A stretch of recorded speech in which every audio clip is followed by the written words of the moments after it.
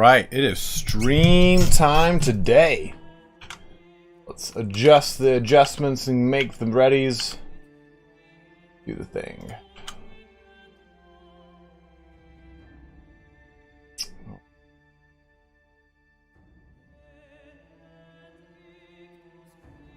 All set properly. Settings now, audio 50% now. New game, Arctic. No, I am not a sponsor. So Arctic asked the question, am I a sponsor of Paradox? To which the answer is no. Paradox reached out to a number of content creators and said, hey, rather than us making the tutorial videos on YouTube, or rather than us going through one content creator, let's divide them all out. And they approached a number of people. But I am not sponsored, Arctic.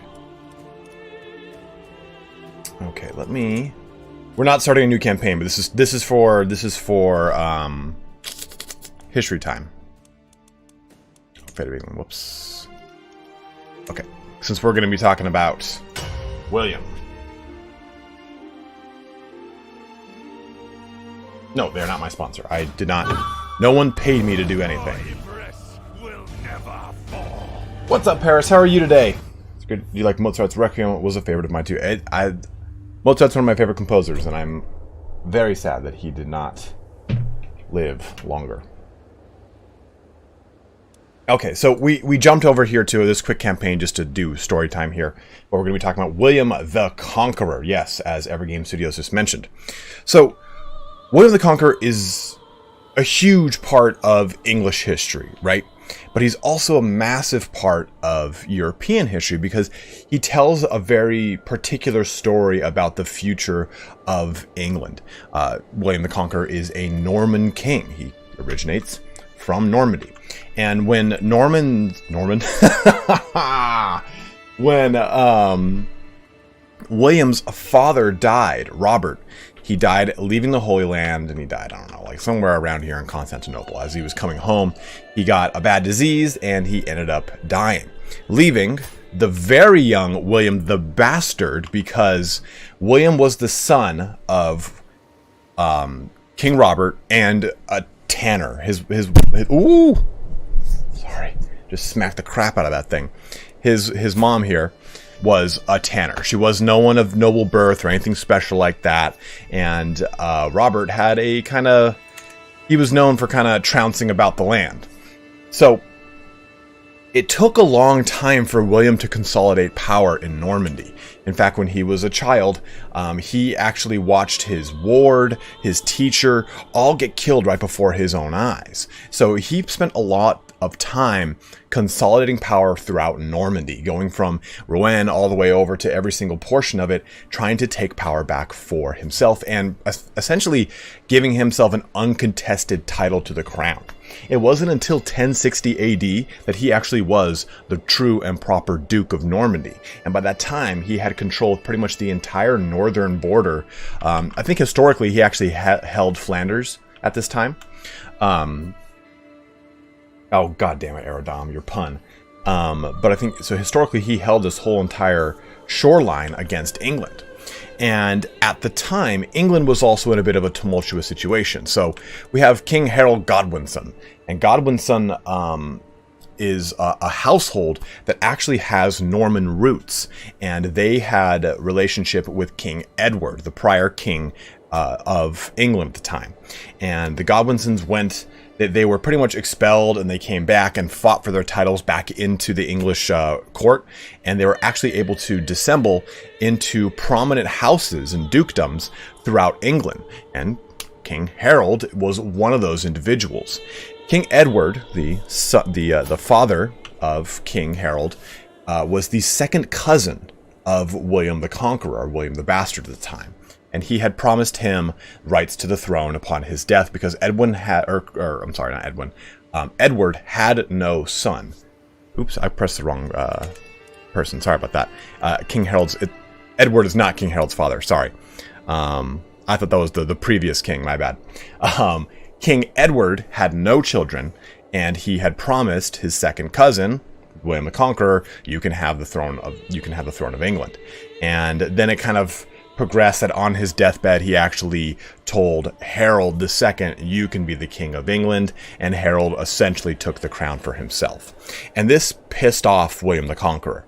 And William said, hey, you know, I've got claim to this. I am going to do it. So in early 1066, he set about making the campaign northward into England. At the same time, though, we have Harald Hardrada, King of Norway.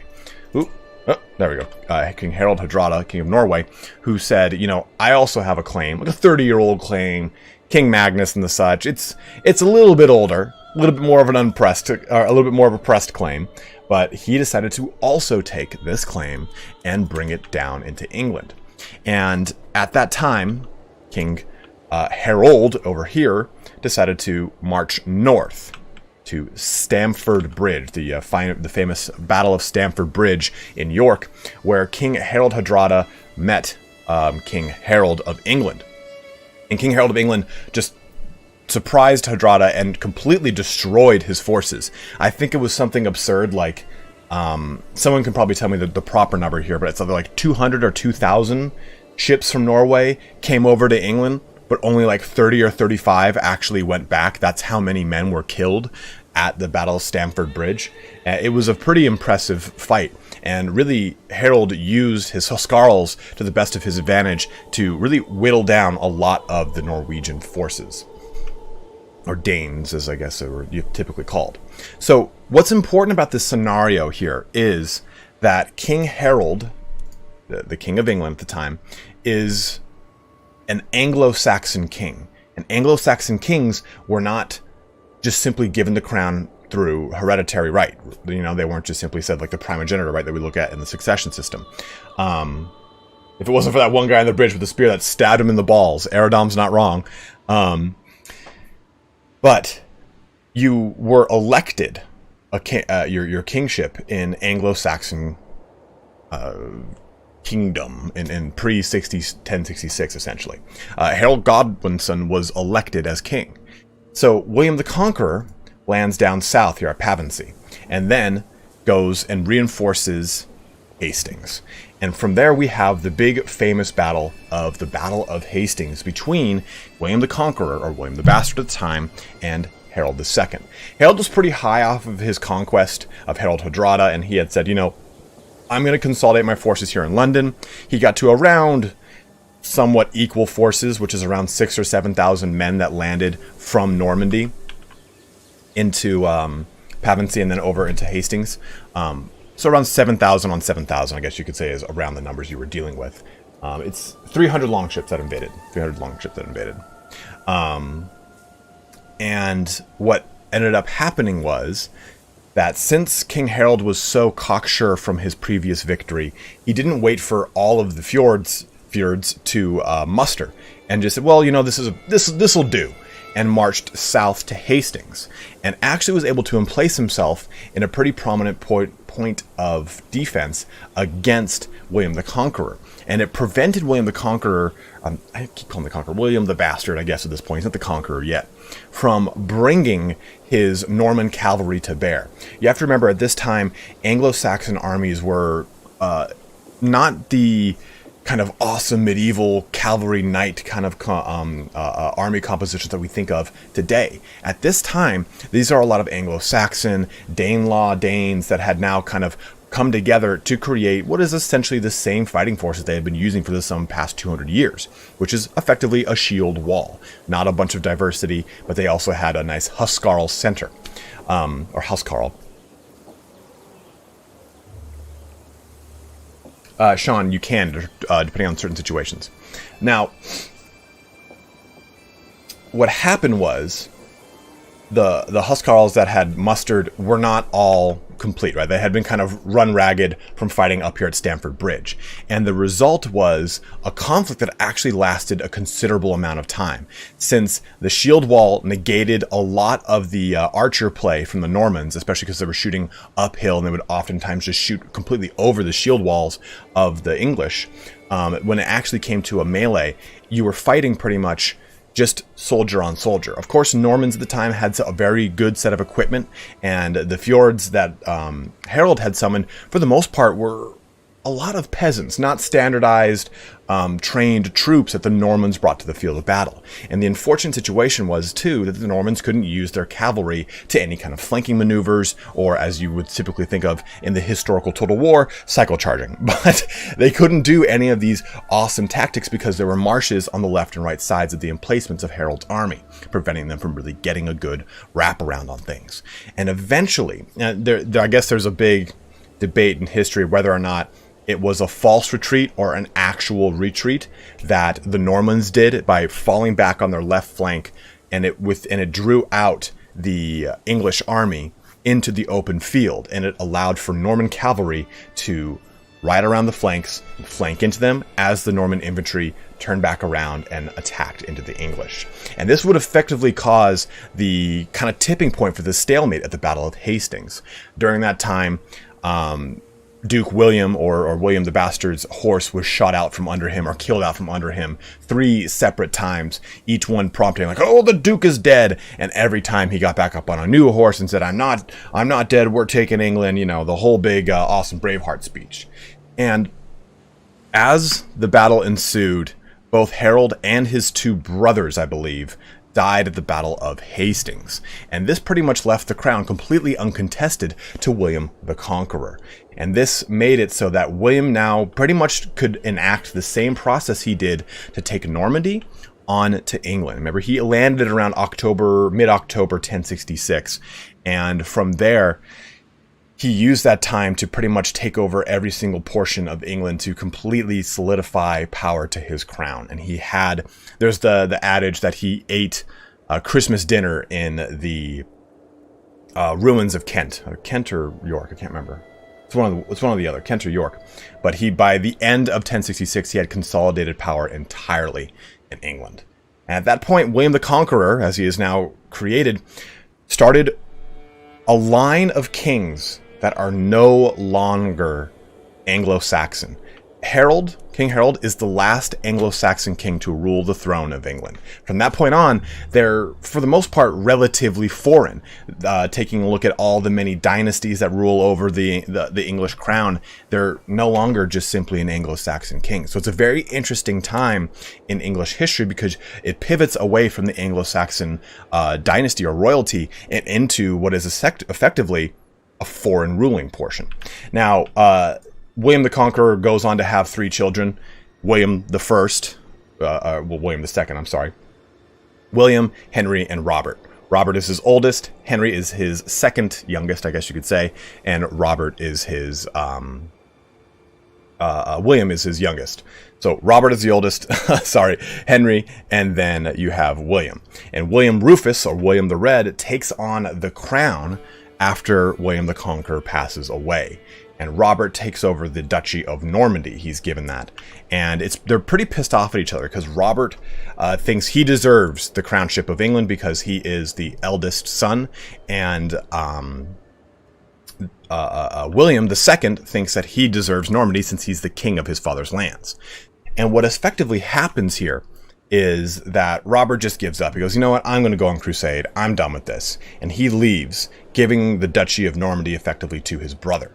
But his other brother, Henry, the entire time is plotting and scheming against his brother, William II, William the Red, William Rufus. Rufus means red. And essentially, what happens is that during a little hunting expedition, Henry goes off on his own hunt, and William II goes off on his own hunt, and William II is killed randomly, as you might think, by an arrow that a boar most certainly did not shoot. So William II ends up dead, and Henry takes the crown. He's elected as the king, which is interesting, right? Because William I and II are pretty much, they take the crown, or it's inherited to them by their father, in William II's case. But Henry I is elected the crown by the English nobles at the time. And from there, we get the divine right that fills in for the English royalty from that point onward. Henry I is who creates that divine right to rule that kind of creates that motif repeating all the way down for every dynastic line of English royalty. But that is your history lesson for the day. Yeah, as Chris Pilkington just said, the current ones are German. You had all sorts of crazy things going on with the English crown. Like a really famous one is Richard the Lionheart, right? Everyone's like, oh, Richard the Lionheart, English king. No, he was French. He actually, English was his second language, and he barely spoke it very well. He spoke French fluently. If you were to walk up to King Richard, if you think of all the Robin Hood movies, when King Richard shows up, he's like, I will bless this marriage. He has that very, prototypical sort of English medieval accent. He'd probably be like, I will bless this marriage. It would be very like Poncy French. It would not be a English accent that he probably would have had. I am just an enthusiast. I love my history. And I think playing this game lends that love to history a little bit harder. I did not see the Dune trailer. We will go into Salahuddin. Or Saladin, as he was called. Alright, so we need to go to King Roger. Actually, I think I loaded the wrong one. We're going to find out right now. Okay, so this is back before our Grand War of Apulia. We've learned some rules here. Or, not rules, we've learned some things. There you go, see? Crisp's new. Crisp's knows. What's up with you, babe? Alright guys, before we get started, let me go check the air conditioning, because I am extremely hot right now.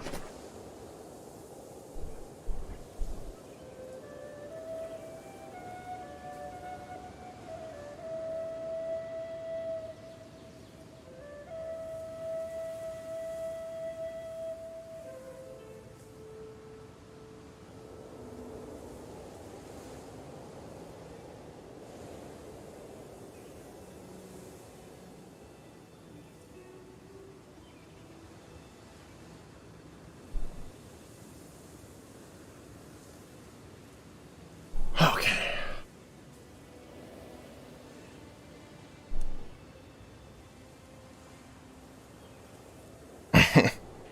I mean, I do have a cabal of nerds. I'm one of them. Yeah, I mean, there's so many situations throughout history where you can see that things would have just been... The world would have been vastly different had certain things... Even a slight thing changed.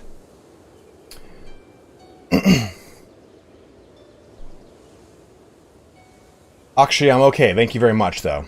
It's only a matter of time before my land comes on fire. I usually have to deal with a bad fire every year. So let's get a praise of what's going on. We are converting Agrigento, which is fine. Whoa. We're dealing with development in Salerno. Abelard is about to be an issue for us, but the first thing I want to do, let's kind of retool this. So our current men-at-arms are as follows. We have light footmen, bowmen, mangonels, and light horsemen. I'm going to add in pikemen and deplete our money a little bit here. We'll be alright. Be okay. And I'm going to increase the counter skirmishers. Let's increase our these guys counter archers. Okay, let's do this. I'm going to increase... Oh, well, okay, well, I'm increasing my pikemen. Shit, didn't mean to do that.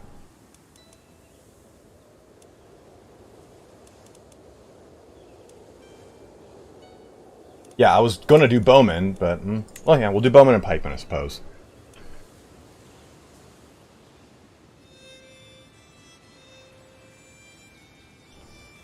I'm still not clear. Should I grant titles to my children over courtiers? Mithras, I think it really depends on who's going to inherit what. Granting titles can kind of save you a little bit with succession laws, but it also could be pretty dicey.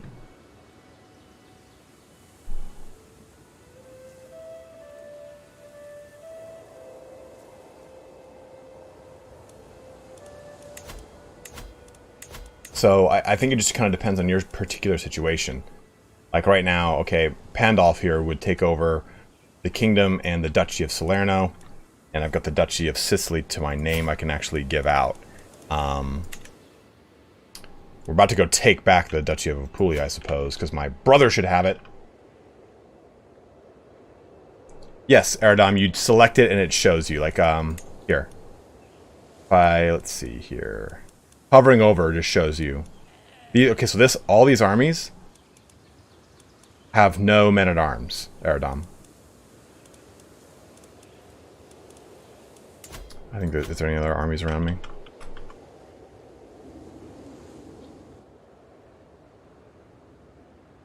So, last episode, guys, what we did was we attacked the Duke of Apulia, which is now Abelard, which it should not be. He took it from my brother.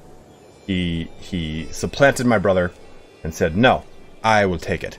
And now Guy is in his court. How shitty is that, man? Like, that is so... I'm so angry at that. Prince Guy is just a mere brother. I don't even think he's landed anymore. Yeah, he's unlanded now. He's a petty... visiting Petty King Ragnvald's court in Outer... he's just like... He's like banished. He's like, I'm out of here. I'm gone.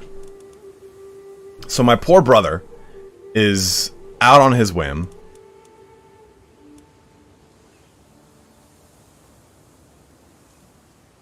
So that's the question here. Darioth, what's up, dude? Daphos, how are you? Do I have an alliance? So I have got an alliance with Naples, Venice, Abruzzi, which is a part of Tuscany. You broke your ankle? Dude, that is not good.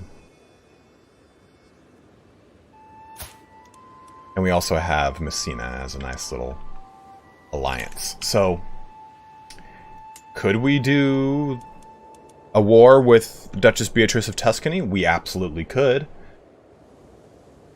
I even can declare war on her without having to forge a claim to take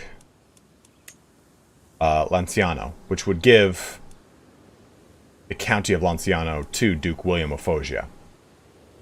And they're inferior to us, which is nice. But we could do this.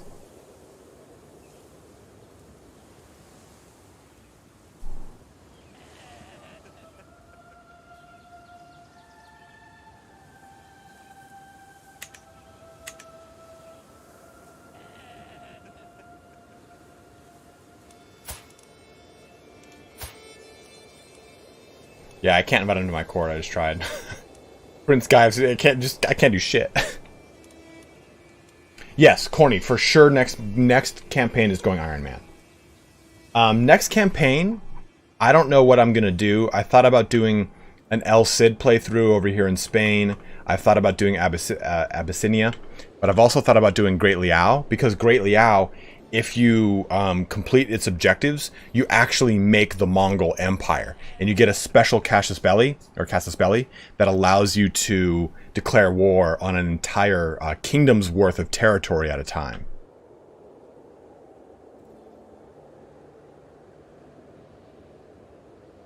I'm not sure. I'm not sure if there is.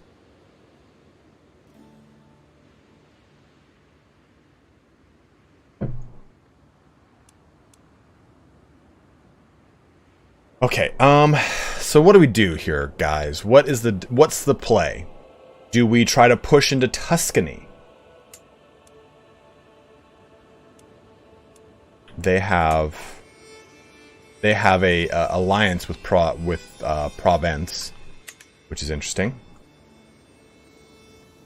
Or do we try to push back into the Duke of Apulia and do what we did at the end of last episode, which was get into a civil war, essentially, with Apulia and who joined him, which was the Duchy of Calabria.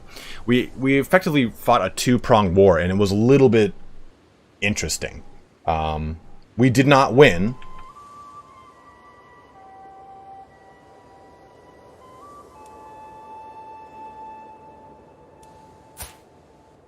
which was unfortunate.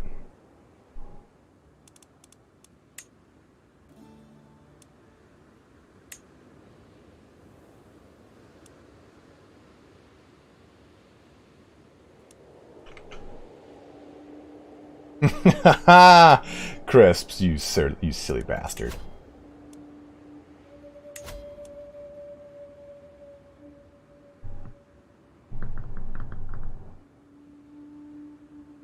We might be dealing, as we saw, we might be dealing with a war from the south here. Like, look how they attacked us in Sicily, and I think as long as Calabria is not fighting me, it's probably better because they can defend Sicily and I don't have to go do it myself. So right now I've got something to give my children Akshi. They take my crownship and my duchy. And I can also create another duchy title if I take over this duchy in Tuscany.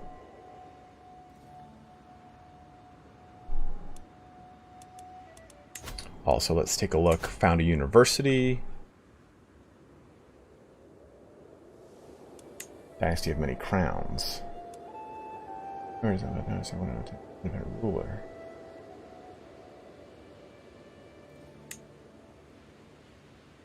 Yeah, I don't really go for exploits. Thank you, though, man. I appreciate what you're trying to say, though, Corny. I do really want to found a holy order. Like, I really want to. Asus, yes and no. You have to be at a certain point to do that. Let me turn these on. By the way, if you don't know that this is a thing, you can click this button. Notify when decision becomes available. It'll pop up in your issues tab when it's available. So whenever I want to invite claimants or knights, it's now got a little button there. I just do it. I don't really think it's important to search for a new physician, although Cyril's 58. His health is poor. It might be a good idea to find us a new physician, just to kind of have him sitting around in the court.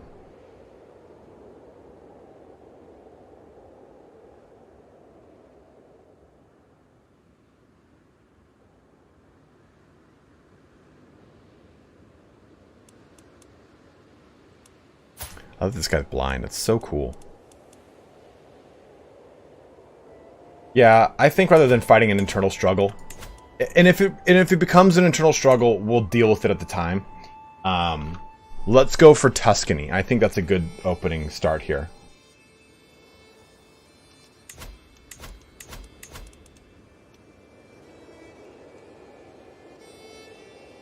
Mr. White Fox, I'm sure you can, but I maybe don't know how to do it properly. Let's search for another court position to see what we find.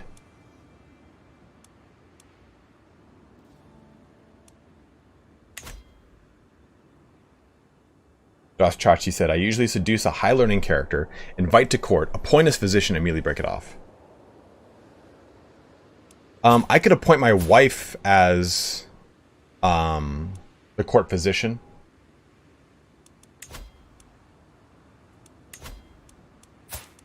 This guy's got 12 learning as a result of renowned physician.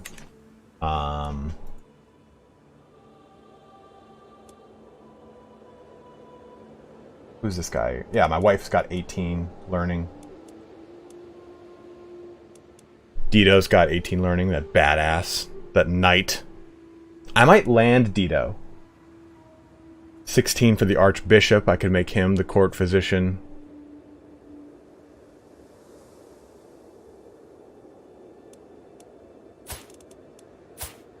Maybe we just do this then.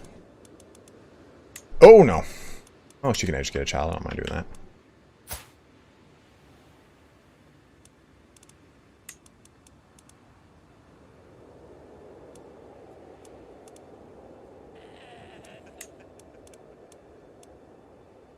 Prince Tyrion. Well, he's curious. So, it's very, very Tyrionic.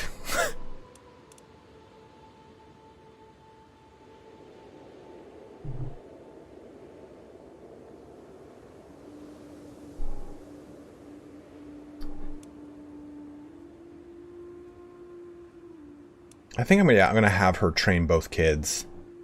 Unless you guys know of a really good reason why I should. Well, maybe not, because she's Norse.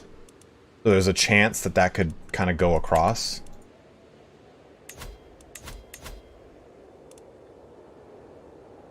Check vassalage in court. What did you mean by that, man? Educate a child. Mastermind philosopher, maybe for Prince Tyrion. I think this might be a good call. And it increases my opinion, the bishop's opinion on me.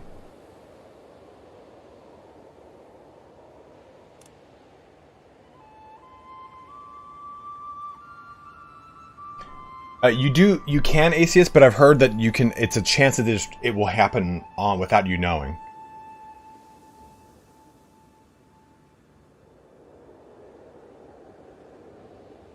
No, Allie, we're not.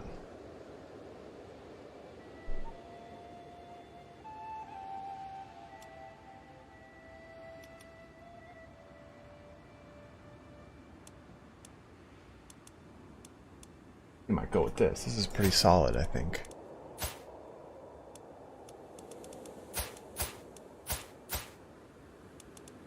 Because she's got astute intelligence.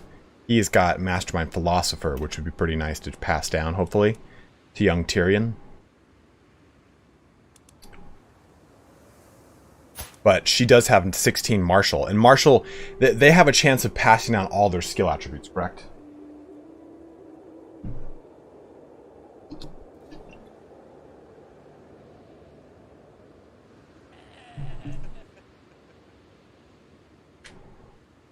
If this is your first time watching any of my streams, you should know that I kind of take a very slow, measured approach. We talk a lot with those in the chat, try to get people invested in things. So this is not the kind of blitzing, like clicking and slapping across, because I am not the best at the game. I'm not gonna say that I am. So I spend a lot of time with you guys trying to make sure we're doing stuff together, and hopefully you guys watching learn stuff, so you don't have to blunder into the blunders that I blunder into. Okay, so it's only a chance.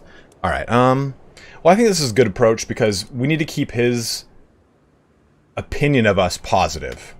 Because as it falls negative, he will lower the taxes and levies that he will give us.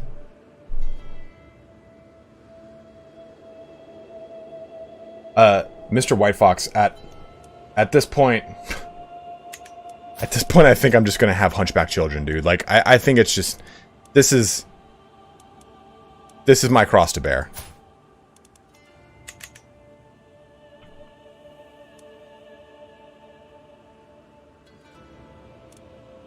But you guys would be surprised. I've gotten some pretty angry. What the fuck? Why do you play the game like this? Just play the game. I'm like, play the game how I want to play the game, bro. If you have an issue with that, fuck off. Like, it's not your stream. You should do pre someone to your wife.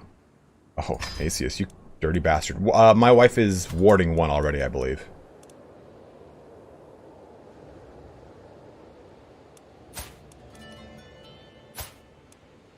Betrothed. Who is his guardian? Is there a way to check that? Just through like a grandparents, parents, relationships. Guardian. Aha, yeah, there it is. I was like, I know my wife's training someone. How soon can you change succession laws? So we need to get our hereditary rule in place. So that's why I have my wife influencing my learning skill. Alright, Border Collie, thanks, man. Good to see you, dude. I hope you don't have a hangover from yesterday. So I have her set to patronage, because this increases my learning skill. My learning skill is now at 12. Otherwise, it would just be 1, which is huge. Yeah, guys, turn it blue. Pump those likes up.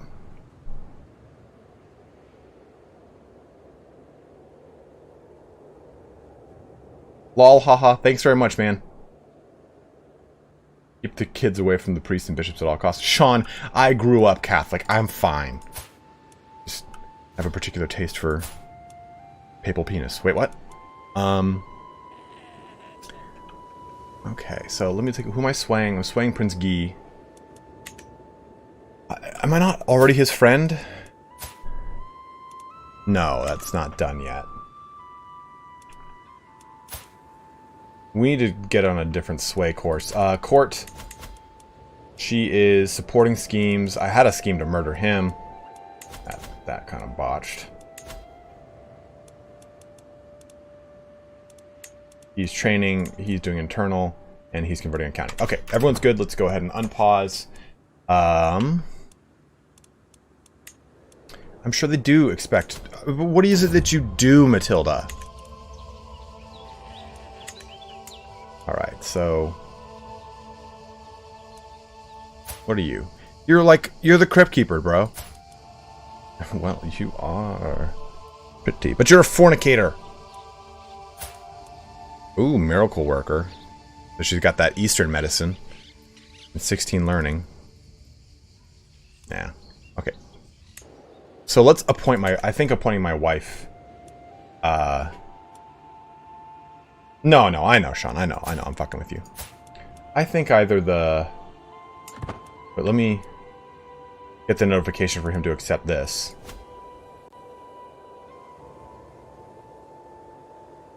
Benny, glad to hear it, man. Uh-oh. A shameful truth has reached the light of day. My courtier Hishi has an affair with my sister and friend. What the fuck? Mabel. This crime cannot go unpunished. Guards. Princess Mabel will happen. Princess Mabel, this is his opinion of you. All Mabel will help fill family. Well, no. We don't do that. I lose a level of devotion. That's not good. I don't want to imprison my friend and my sister.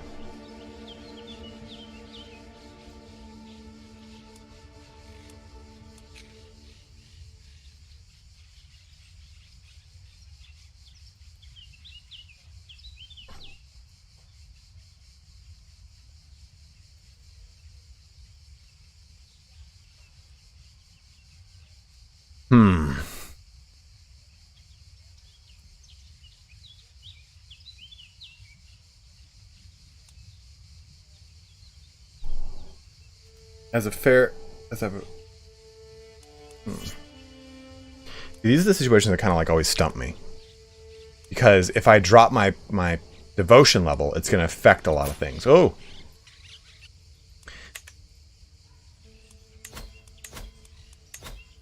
Because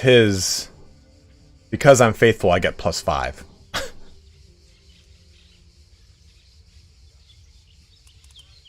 Well, it's probably because he's of a different faith, and she's Catholic.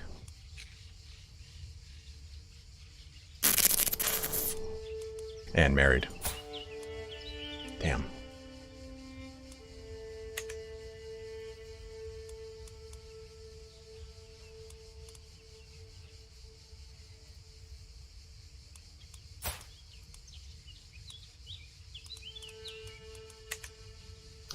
Yeah, all of Mabel the Hot Bill's family, which is my family, will lose opinion of me.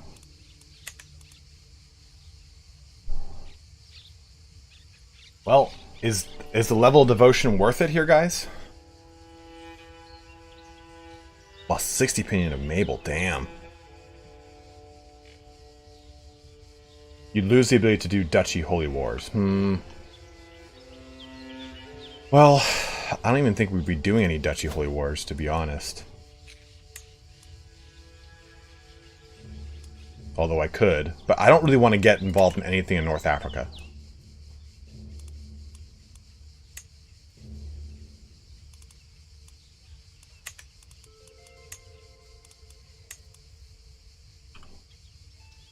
Because they're all bullshit.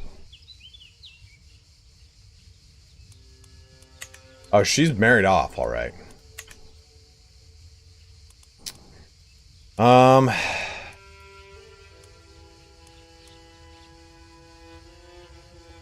Screw it. Well, they're accusations. They're lies. Slander. So I've been wrong. Get a secret. Oh, Jesus.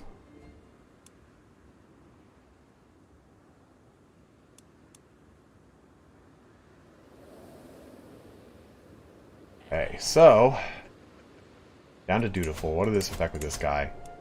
Yeah, maybe I make him my court physician. That might help out a little bit. Or maybe my wife. Got... Okay, so 18. 16. Go like this. Treacherous adventurer. And what are you? Analytic villain. Well, that's just terrifying.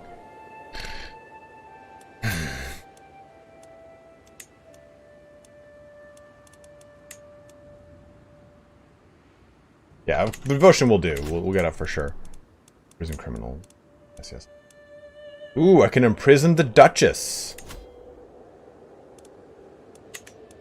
Who has a firm issue with me.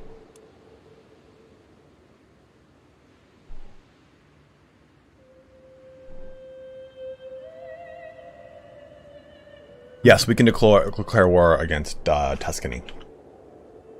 Well, this is interesting. Because I can oh. Spymaster discovers a secret. Spymaster average entry led to this windfall. Okay, so what's the secret? I have so many secrets now. Ziana's lover. Dude, Mabel of Sicily. Look at she. So what's happening is that my sister Mabel is running a train on all the knights of the court, all the best knights. So Swabtabor, he's Czech. Is one of my best knights. She is one of my best knights.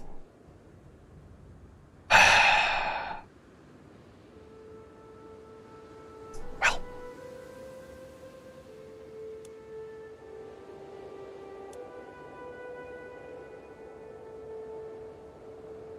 She's just blowing through hood rats over here. What's up, man? How are you? What is this? Lover's secret. Okay. Seriously, she's sitting there like going to town on that stuff. Okay, so let me decide how we're gonna do this. Military. Let's set this reinforcement point to here. To my liege, I've been hosting your chancellor for William I. He's helped me truly see the splendor of the realm under your rule. I am nothing less than honored to serve you as your vassal. Oh, well that's good. So Matilda just increased in opinion of me.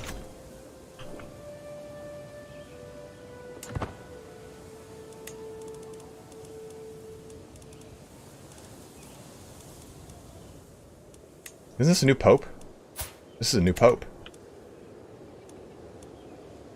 Theologian. That's pretty cool.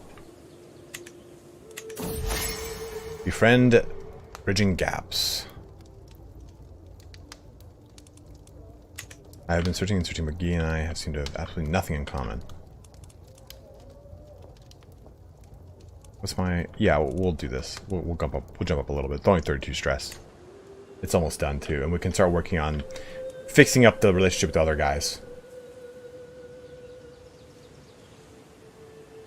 So, when I get these, should I be blackmailing and for the hook as fast as possible, like this guy right here? Aha, intrigue point. Unshackled lust removes your attraction penalties and seduction schemes. Perfect. And we're going to seduce my wife. That's what we had done earlier. I know we can do truth is relative, which is really strong. But we'll do that one next, because I want to go... Want to do a little bit of that seducing.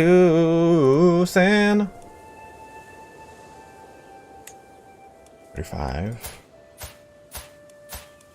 Stop. Seduce. 55%. No, we'll wait until this is done. Penetrate scholar. Look at that, man. That's huge. That's so huge. 21. That just helped out my learning a ton. Kindred minds. After laborious preparations, I was finally able to spend some time alone with Guy. I was able to have this opportunity to strengthen our familial bonds. By the end of dinner, I was absolutely certain that my half-brother's half-brother felt exactly the same. They're closer than ever. Boom. It is done. Now, let's seduce. The old hunchback seduction scheme.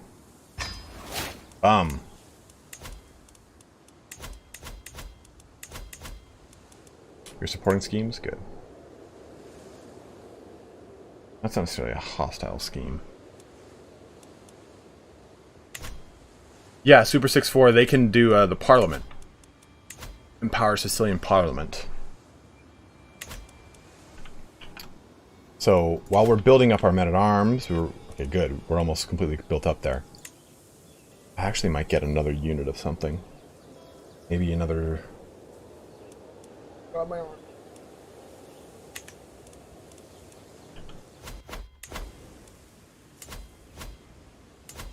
So, I think... Liege. She's pretty poor right now. And she has an alliance with the Dauphin of Provence. So do we do this quick war on the duchy? On the duchy of Lanciano? And take back what was ours from the start? I think William has a pressed claim. Oh, he's got an unpressed claim. So if he dies, then I lose that claim after today. Member of your dynasty. House. I don't know what the Parliament does, to be totally honest.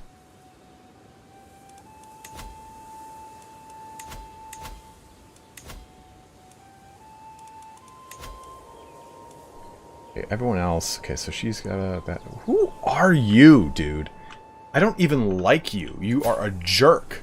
Well, you have pretty high... You got a pretty amazing stewardship skill. I'll give you that.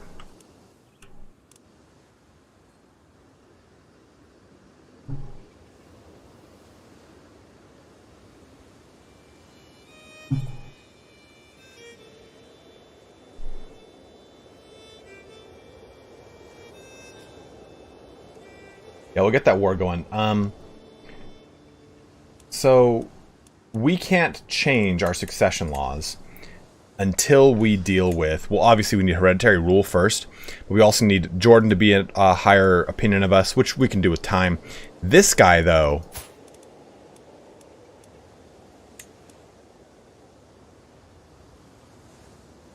I don't want him to have that title. I'd rather give it to someone better, I suppose. Find the character in my top realm and order by opinion of you. I mean, I could actually probably give it to... Well, he's on it. I guess he's in my top realm.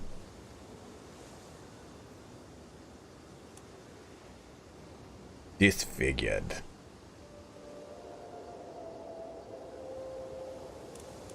And trade content.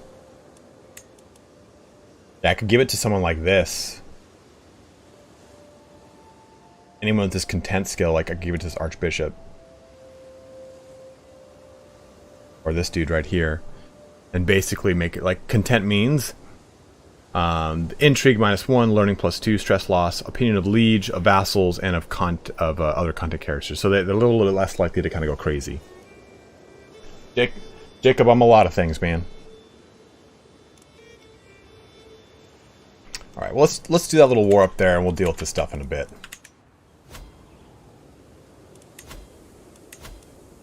Let's see how this goes.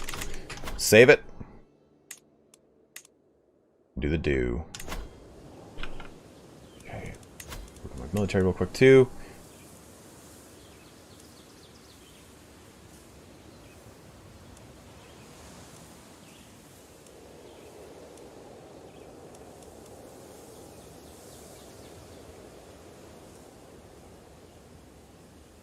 That'll do.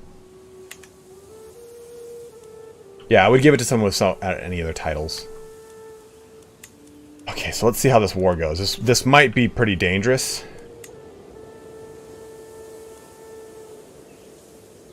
No, Tartufel, this is my first campaign. If you want Iron Man, you can play on your own, bro. Like, I'm having fun the way I want to have fun, my guy. Once I understand the game better, I will absolutely be playing Iron Man for my next campaign. Okay, so we've done that. Who can I call to war? So the Doge for sure. I can call Abruzzi to war against his own liege? Okay, no, I can't. Good. Oh, that's kind of broken. Yeah.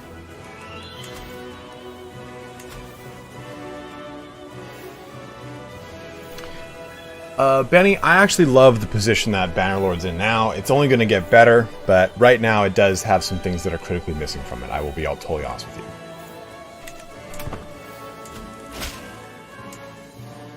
Doge has joined us. Dauphin has joined them. Okay, where's my army? We move to strike.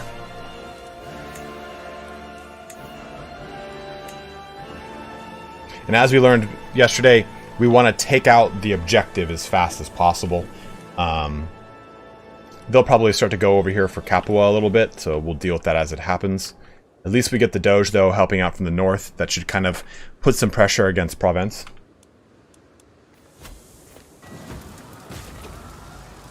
Oh, Christ. I knew this would happen. So they want what? They want Jaffa down there? I'll let that war kind of do itself. I bet you Calabria is going to rally against it. How can I get a claim on a kingdom? You want to create the duchies required for that kingdom.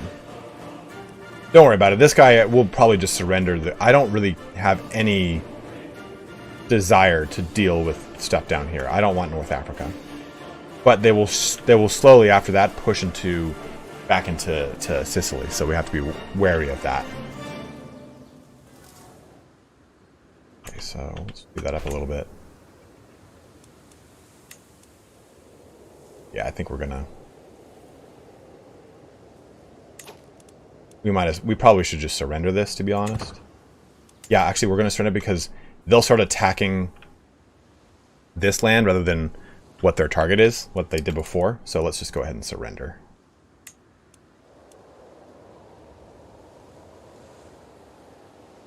County of Joffre.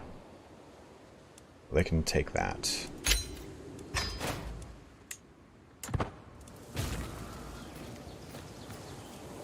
Alright, he's going to reinforce me here, which is good. Now, I can go ahead and assault, but I'm not going to.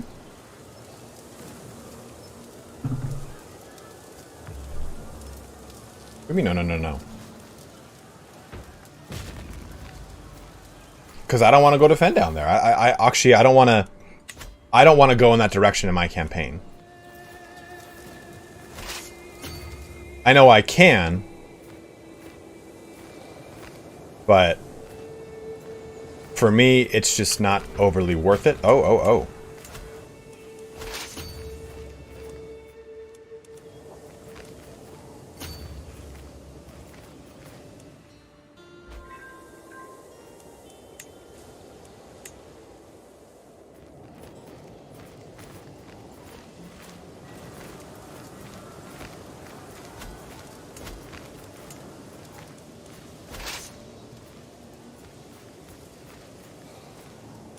Jose, I'm glad to hear that, man. Let's see what we can do. Duke of Apulia has raised some armies, it looks like. Finally doing his damn job.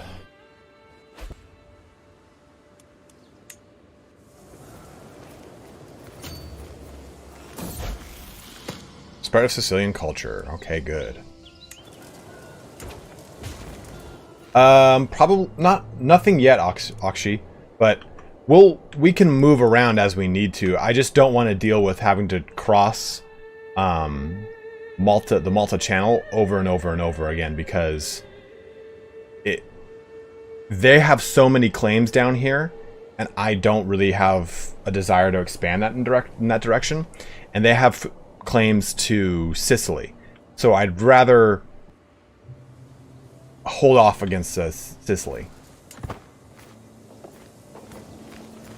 They're moving illusion squared. So if you see this this little triangle here, this arrow, you can hover over it and it says the predicted arrival is in 20 days. And it also is telling me That little thing's going to slowly fill up till it makes it all the way across. Ominous, if you can, both. We've taken the war target already, and that's good. That puts us at 12%, but we need to win out some of these wars.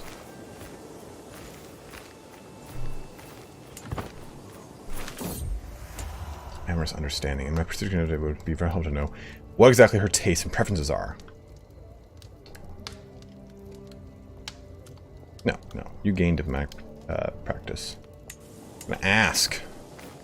Remember, guys, you always just want to ask. Alright, we have engaged in combat. Pyrrhos was wounded by Raymond. Okay, so let's take a look here. I paused it to take a look.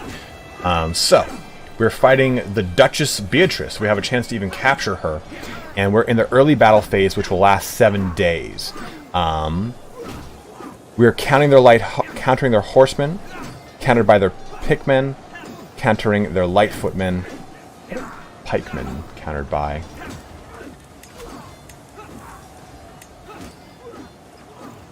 I think it's armored footmen. Yeah, they counter spearmen. Okay, so I do think in the future I want some armored bros.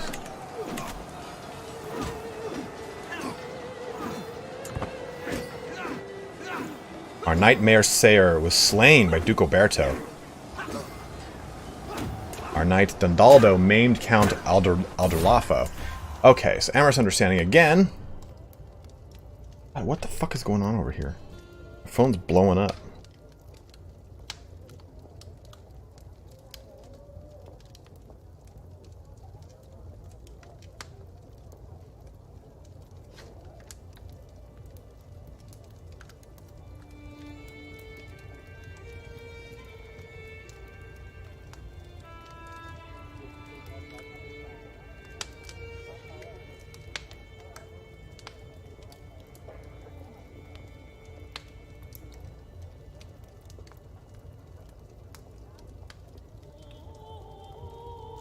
Alright, sorry guys.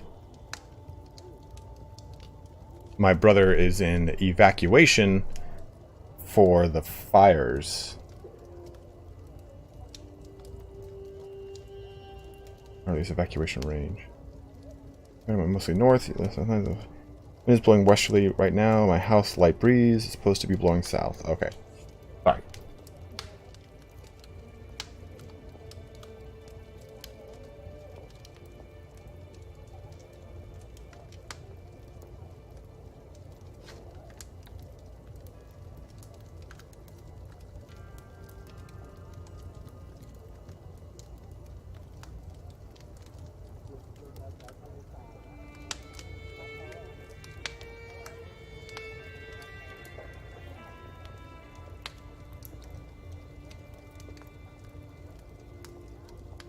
Alright, sorry guys.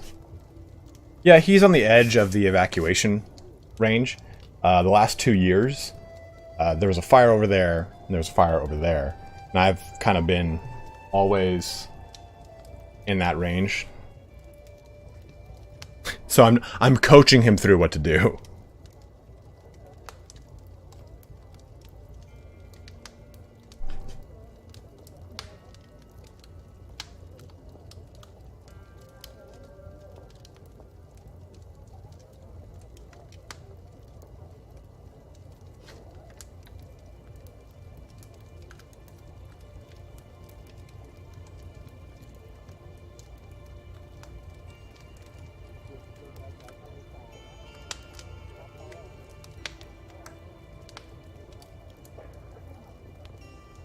Okay, sorry guys. My place is safe.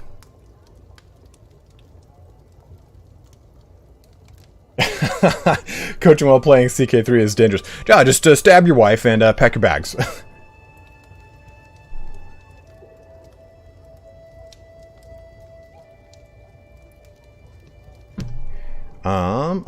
Okay.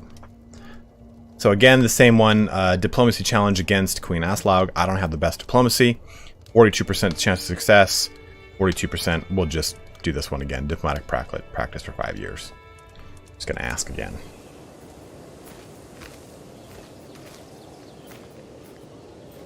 I'm not sure, Marcin. I'm not sure. this guy died, unfortunately. Why was he even doing in combat? Okay, well. Oh, it's this guy. Okay.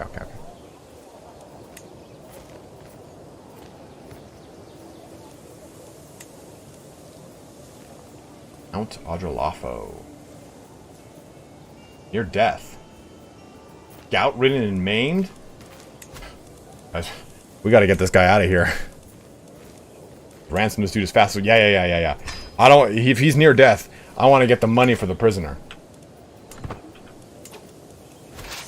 Which way are they going? Oh, Proven.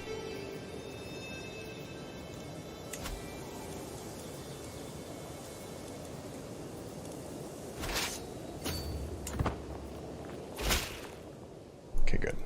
We got 50 gold for that. It's good.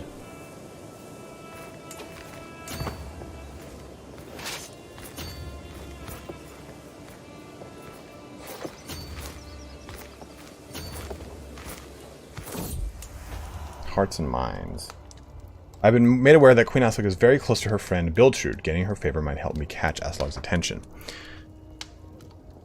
Yeah, we'll do a good faith. She's no one of any importance.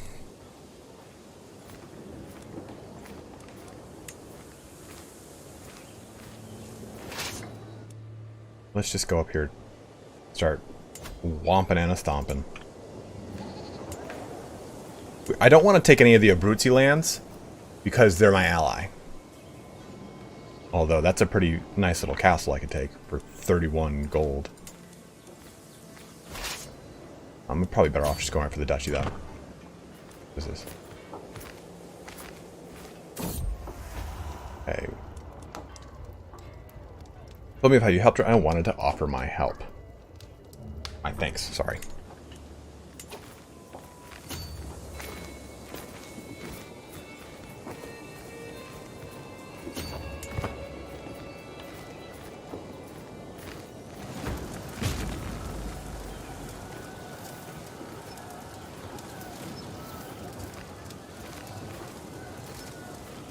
Just go right here.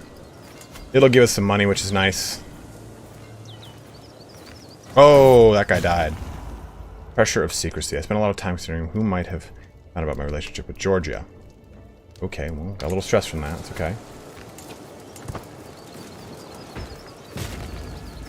I'm not sure, Genadori.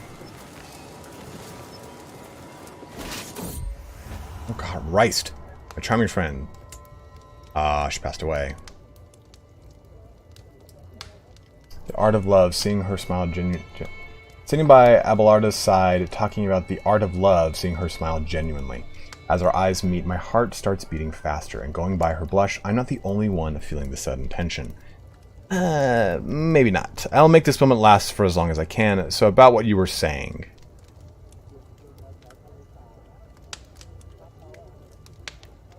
Which one is... Okay, which one of these is the not love option?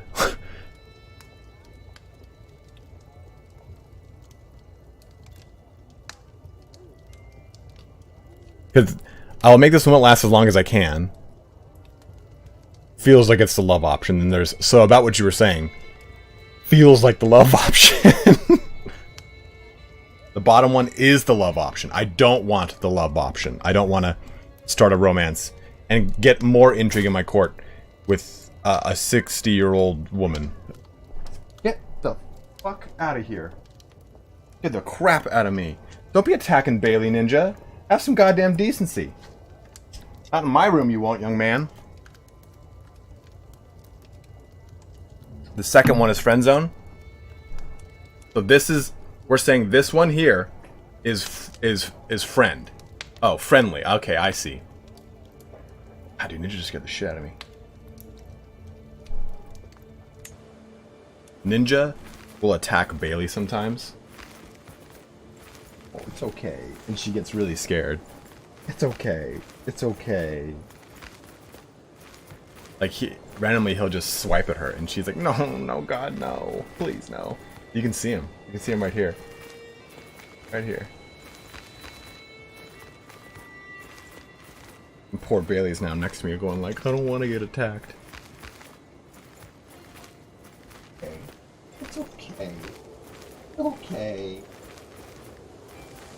You're a stinky puppy. You are a stinky puppy, Bailey. She's so scared. She's like, I don't want to go outside.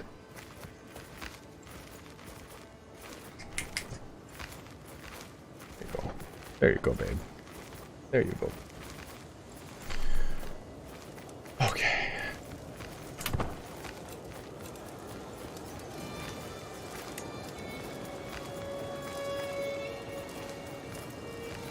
We're taking this right here. Okay, indiscretion. Shit. Georgia belly grows. There can be no doubt she is with child. She has said nothing, but this could be the result of carnal relations. I might never know, but I will always wonder. Maybe let's not act on our suspicions here, because then I'll have another like situation to deal with. What?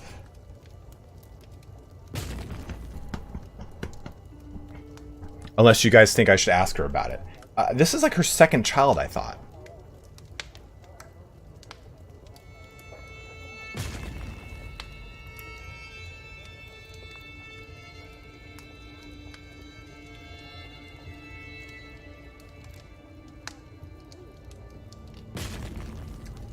As a general rule of thumb, whenever you're responding to a streamer, you should answer in a complete sentence, because I don't know. Because I'll say something and you guys will get it like a minute and a half later. So if you guys say like yes or no, I'm like, ah, God, what'd they say? Oh no.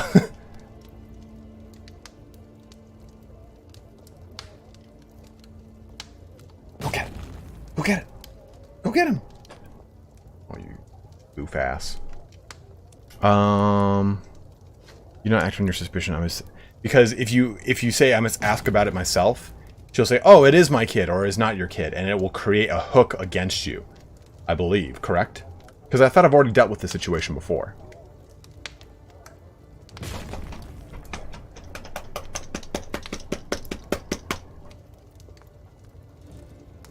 Okay, it's okay.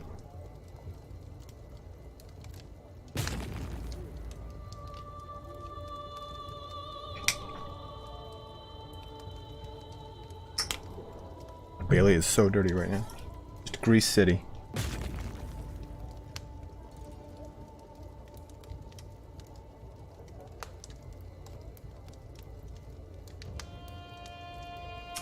We did, Asus, but this is I've already romanced her a bit. That's why I'm kind of like, what?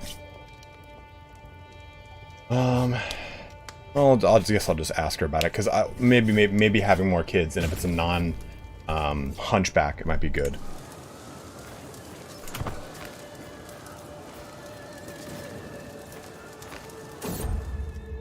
Of course it's yours, Rogers. I worry that someone will have heard her. Okay, the two of us a child. This is joyous news. Must be okay. Two of us a child. Secret stays hidden for now.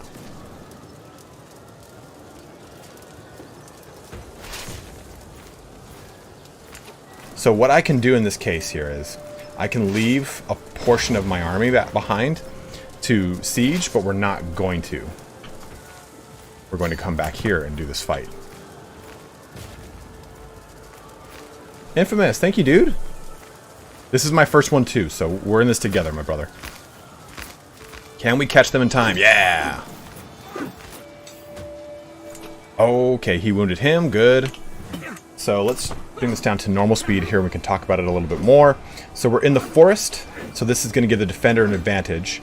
Now, you're probably wondering why our knight Ronaldo was wounded by Pernude. Our knight Duke Abelard wounded Adrazone. It's pause. Who's wounding who? Why I am the defender in this case? Well, because I have taken this county through direct, obviously, aggression here, it's considered my county for all intents and purposes. So even if they are attacking and besieging your lands and you come to aid them, you are considered the defender, so you get the defender advantage in those situations. So that's kind of important to know. This is actually a pretty sweet castle because it's in the mountains. So if we can defeat them the next day... Nope. So they went to the late battle phase, meaning that they will be able to take these troops and they'll be able to... Our knight killed Mayor Patrizio. If we had killed them though, then we would have been able to completely rout that army entirely.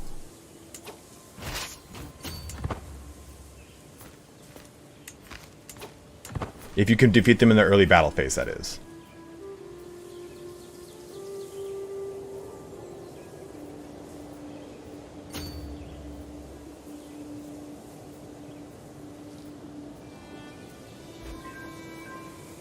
Increases martial by 1. Nice.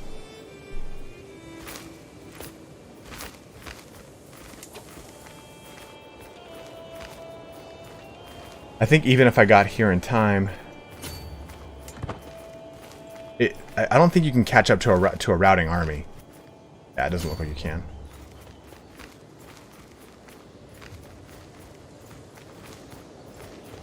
Oh, babe.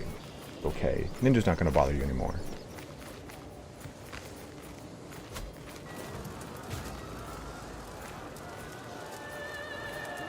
Yeah, so Efnan said, I think Cav gives some kills.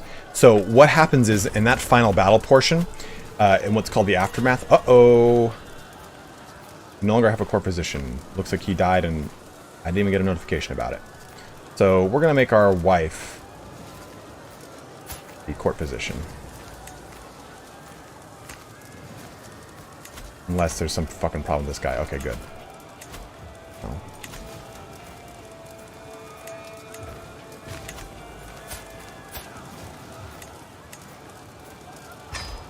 Costs like nothing to do it too. But if you look at men-at-arms here in the military tab, you see these two scores. Pursuit is added up across all of your men-at-arms after the battle is won. And then it is compared to the total screen value of your opponent. The higher the screen value, the more pursuit you negate. The higher the pursuit value, the more routed casualties you convert to fatal casualties. Yeah, that's kind of dirty, right, Infamous? Not a fan of that one. No, stop attacking Abruzzi. He's our Abruzzi. Call the hunt. Okay, so we can ransom a mare here. How much for? Wow, not a bad idea.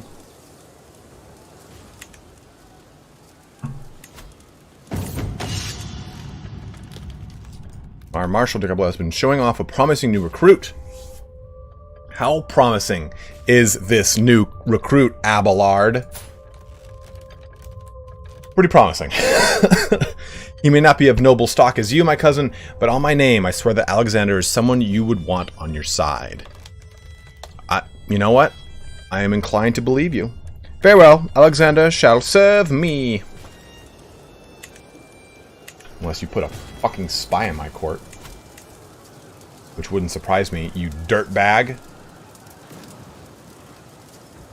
So we will... Yeah, that's what I want. Oh. Unraised soldiers. Raise him. And have him join up.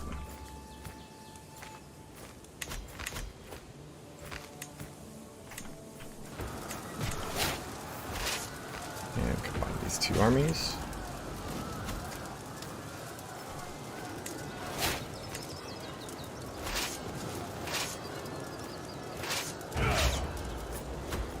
That just puts him in there. Another knight in there.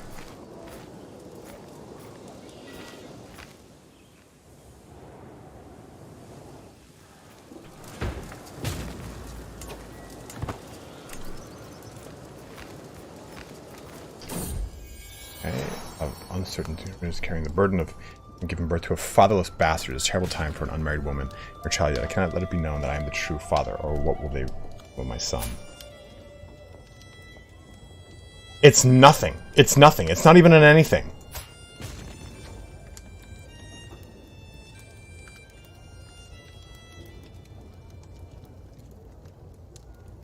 Scandal in waiting. You learn child heritage secret. It didn't even take my hunchback. Ugh.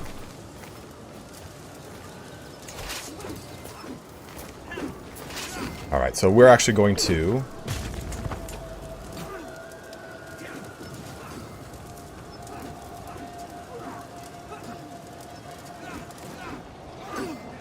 I mean, I want to go help my bros here. How long until this is done? 36 days. I can... I probably won't be able to get there in time, maybe. Well... Station besiegers. Let me see this. I'm going to save this. What was that? Did you just bark at someone?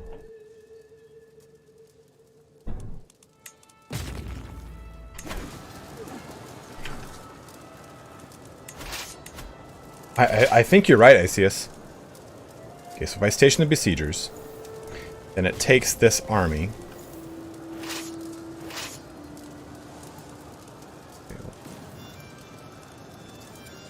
Reorganize. There we go.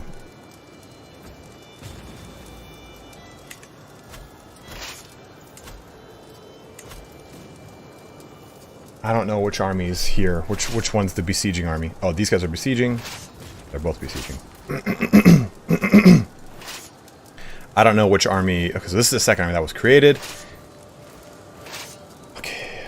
This one will take...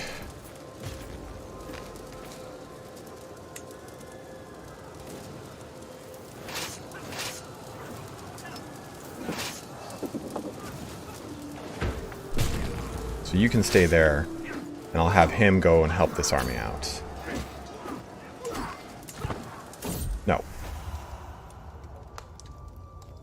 Servant went sent away, and our bed has been decorated with seashells. As Queen Aslug enters our chamber, she smiles and joins me without any hesitation. With the help of hands, mouths, and limbs, we reaffirm the devotion we swore before God, perhaps in a more carnal fashion than intended. As we were united in marriage, we are now united in heart. Becomes my lover. Bonds of marriage are enough. Yeah, becomes my lover. Done. Okay, so this is not what I wanted. This army stays here. Perfect. This army progresses. Why is this happening? This army stays here. This army progress. Perfect. That's what I want. I want the elite army to go to town. They're actually winning. So about that lead army, maybe this doesn't need to happen. Okay, we control this. This is... We can...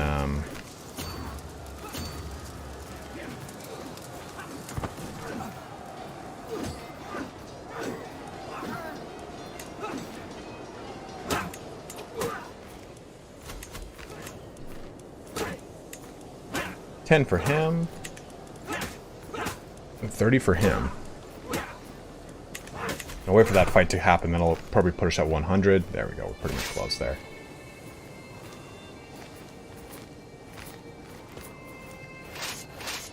Merge these two back together. March forward.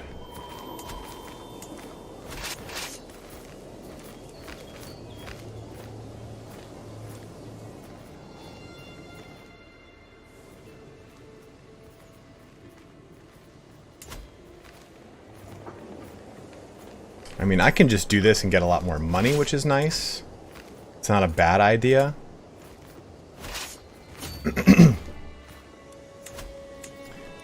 Duchy of Tuscany itself.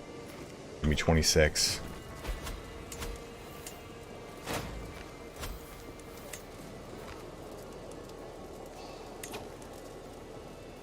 Something important, prisoners. Let's do this.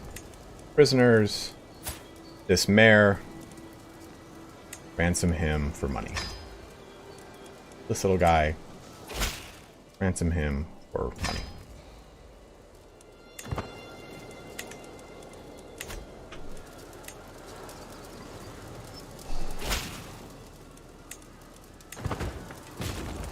But I think we'll just... I mean, we could just take this. He might try to come around and do something, but he's got such a meager force at this point.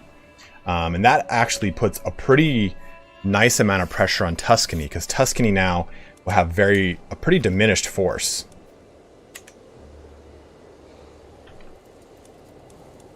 I'm just about done with this, which is good.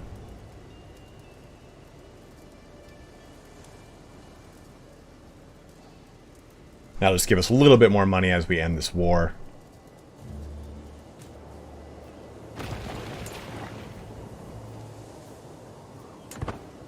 Two, one. Got it. Okay, cool. Paused it. Do this. Enforce those lovely demands. Dude, she got beat up and she's pregnant. That's just bad. That's just really not good. Thomas Leaf, Dublin in 867 is not a bad one, or in, I think it's maybe 1066. The King of Poland in 1066 is also really good too. Gain 10 fame. It is done. Why abhorrent, man? I didn't even like favor hook on Count William and all of our armies.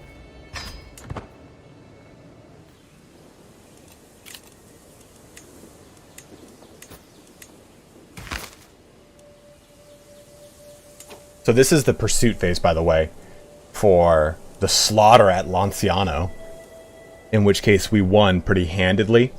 But this gives you an idea of how pursuit kind of works.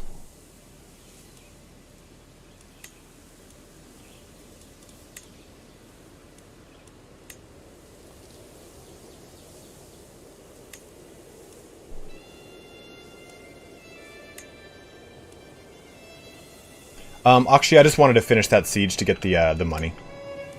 Okay, so we can change Count William's contract. Good. Get a little more money out of you, Willie. But you already have a sterling opinion of me, though.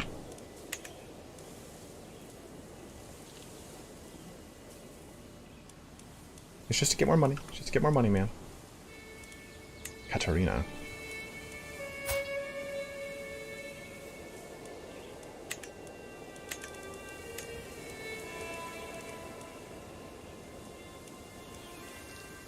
I know we all want amazing positions, don't we? So maybe we should do this with the Duchess. 3% chances to do that. Maybe just a normal sway scheme then, because we got to get her in positive standing. Richard de Outville, my guest. De Oatville, sorry. Rough train. Why is he just chilling here? He's all these claims. Duke Drogo of Apulia. My uncle. Visiting your court, Salerno. He's got claims to those counties, which I can use, but they're already part of me, so it's not a big deal. He doesn't really bring anything to the table, though, is the problem.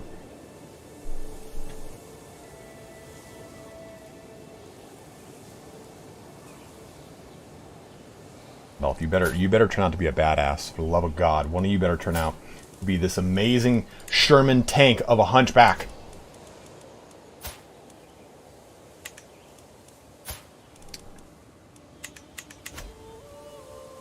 We made the queen my position so that she likes me more, and you can see she's got 100 opinion of me, so probably going to be, hopefully, she might not be able to pump out any more kids, this is now what I see here. But she has really good learning skill, and that weighs into mine, which is important because we need it for our innovations. This legacies, oh, we're so close. So I want to do noble veins, and I want to kind of, I think we want to do this as our first move of blood. Sherman Hunchback. How much money would you keep as reserve? Benny, actually, I don't really think about that, to be totally honest. I've actually never thought... I've always thought of money as a resource I should be depleting down to 0. Which is probably not the good way to think about it. That's not like a good idea. Okay, Palermo's in a good position. Okay. Salerno's pretty decent. So what's cool is here, you see this holding here, the barony of Castro Giovanni? I can put a castle here. And if I put a castle here, then in order to take Girgenti, you have to take the castle, as well as Girgenti proper. So it's a really cool way to have a lot of defensive positions in Sicily. So I can say, okay, construct a new holding castle, which is really cool.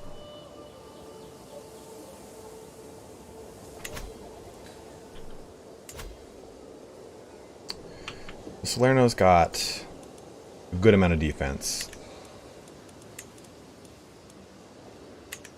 Or Palermo. And Palermo is going to be that southern, like, kind of bastion, I think, for us. Bastion, curtains, and wall. Pastures. I think making a trade port here is not the worst idea.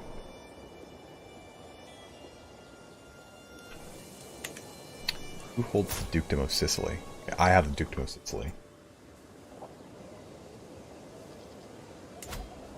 I don't know, Kyle. That's a good question. I think that adding a holding adds to my domain up here. I believe so. So let's build up some stuff. I think putting...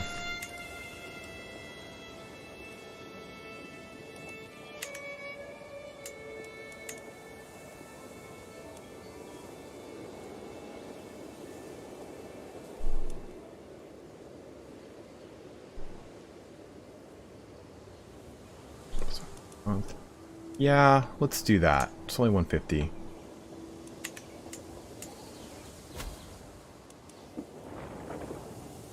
I think it does, because you're creating a holding. You're creating land that can then carry a title. You can declare wars, we know. You can influence this contract. Okay, so we don't know if a castle does. Okay, that's a good question then. You can call a hunt. And I think that that's actually kind of worth it. We'll lose 30 stress. Because the reason we want to lose stress is because we're very young. I'm still 35. So what someone made a really good point is take a look at stress as a novice physician. Good. Look at stress as something that you can use as a resource as you're later to kind of force the throne into a certain direction. So let's call a hunt. And it'll also increase our prestige a little bit here, which is good. Which holdings would you build first? I'm going for stuff that increases my taxes.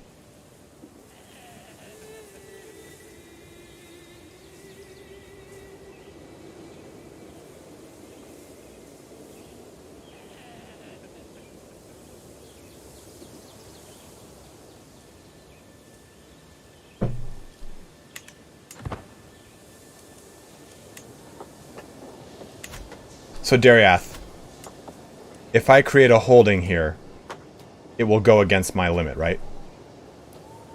A holding is a central limit of a barony or county. It provides taxes and levies. The collection of holdings personally owned by rulers is called a domain. Aha! The shot! The spear lies perfectly balanced in my hands. I judge this as spear. The cousin is crouching next to me, hefting her own spear. Yes. I am arrogant, but getting her in a better opinion of me is going to be key here. Strike true, Matilda! Oh, your hunt. See you later, Ethan. Have a good one, dude. Greetings, King Roger. My people have finally convinced. Convert to the true faith. Alright. How's the rest of it going? No. Ooh. The hunt is drawing to an end. We mount our horses. Mount our horses to leave the farmlands behind as the servants prepare the hare and the other game for the journey back. In spite of our difficulties along the way, the hunt went very well. We return home, reinvigorated. Convert faith. I think everyone else is pretty much good.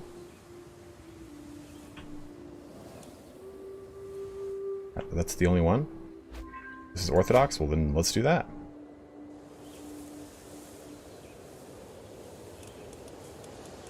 Interesting. Okay, factions are kind of disappearing too. Cousin in prison. Constantine. Or Count. It is what it is, unfortunately.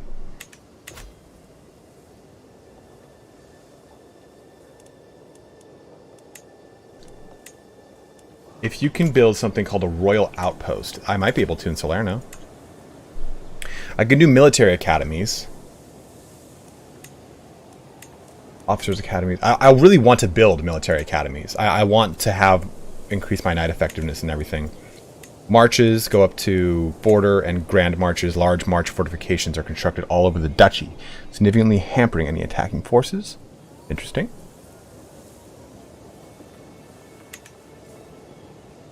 Royal Armories. Levy size increased by a huge percentage. Siege works.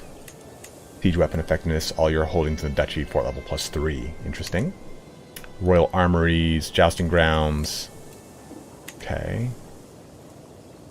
Blacksmiths. Spearmen, heavy infantry, and men-at-arms maintenance. There's a tax collector one? Ah, tax offices. Holding taxes plus 20%. That's actually pretty nice.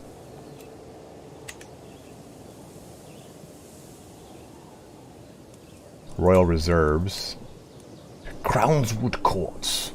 Tax increase 1.4. Development growth plus 30. That's actually pretty good too.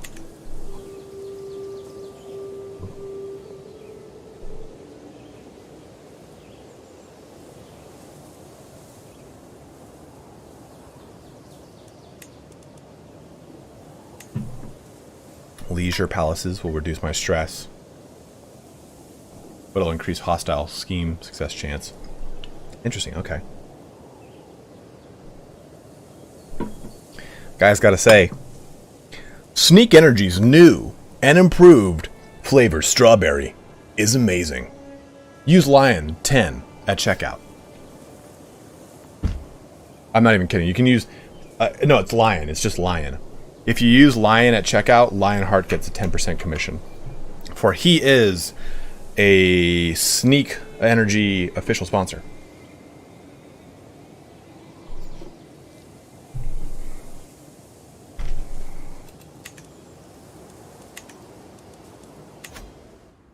Okay, unpause this, please. Declare some wars. We could ask for more money. We'll lose some opinion of us, though. No, it's like that gamer pre-workout. It's pretty good, actually. I really enjoy it. I think inviting some knights is a good idea. Let me look at our knights right now. I mean, our knights could be better.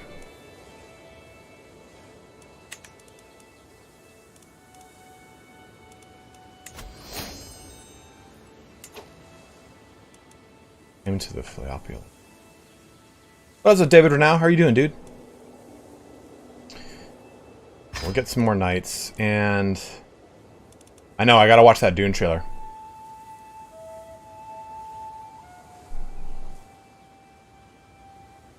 Super 6-4. Look up Bucked Up Woke AF. I take that when I work out.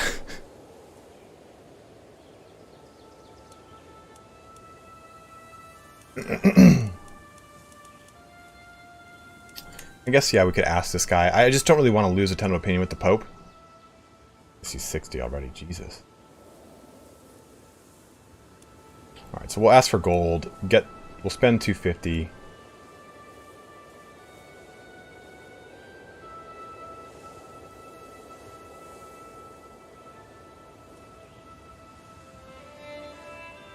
Oh, I'm definitely going to watch after this. Don't you worry about that, guys. I'm always like kind of on the fence about lowering my opinion with him. Why does he not like me?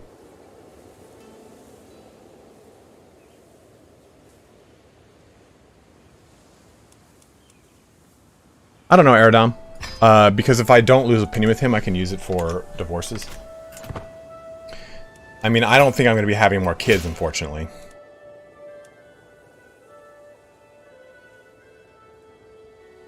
Abhorrent. I'm a fucking hunchback.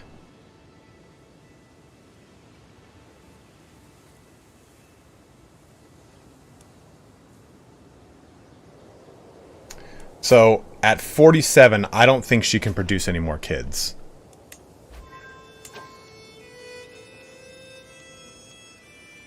Ooh, a rival. Okay, so this guy's in my court. Have a good night.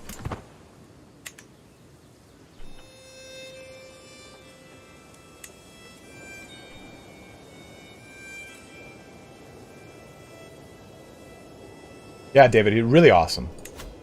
Robert GUISCARD is a very awesome portion of history.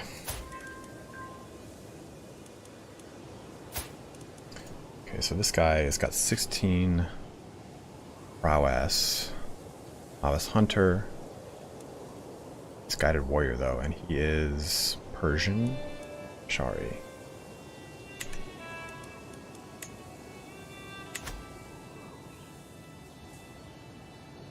I unfortunately can't take Benevento because owned by the damn pen of papacy. And I don't want to get into that kind of fight. But we now have... Shouldn't we have a duchy title? Oh, the Duchy of Benevento. I thought there was the Duchy of Capua. I thought this was a duchy here. Look at those duchy titles. Oh, Benevento is part of that. Spoleto is part of this. Oh, okay. I thought that this had its own duchy title that I was going to create.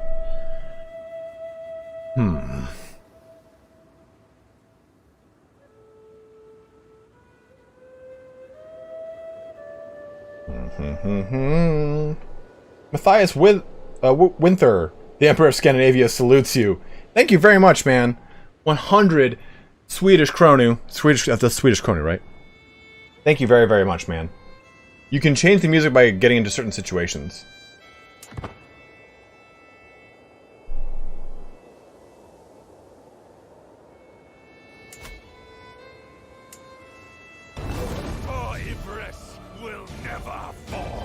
Hey, Harold, what do you mean? Are you saying that you clicked Legends stream and it sent you here? That's a huge problem. Let me know if that's the case. As George's belly grows, there can be no doubt she is with child. She has said nothing. I'm going to be having a lot of kids with her. Where are these kids? Oh, there's the family, children. Few of us, a child. Secret says hidden for now. Yeah, well, I'll see what that thing pops out of you. Mark, what's up, dude?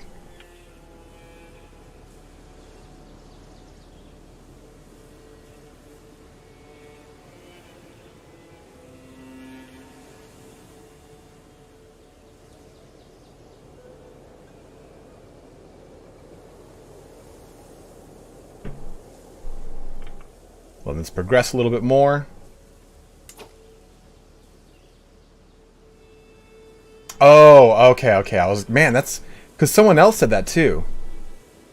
Okay, cool. Just making sure because I would hate for that to happen. Like, that'd be super frustrating for anyone. Like, I want to watch. I want to watch my favorite Australian Total War streamer. Why am I with this bald guy? Like, that would piss me off.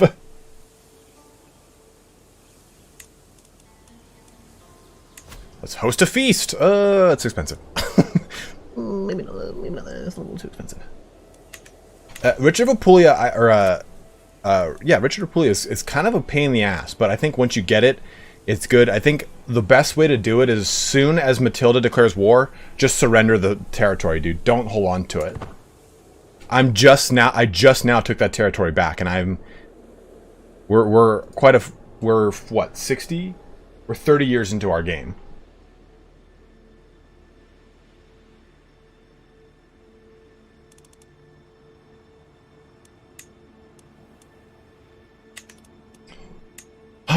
Should we influence this and get some better taxes? I mean, he won't like us. What's up, Big Sarge?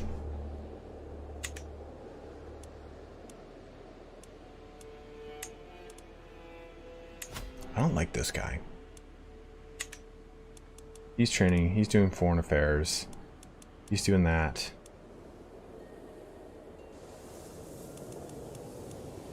She's protecting. No, I'll have her disrupt now, I think, at this point.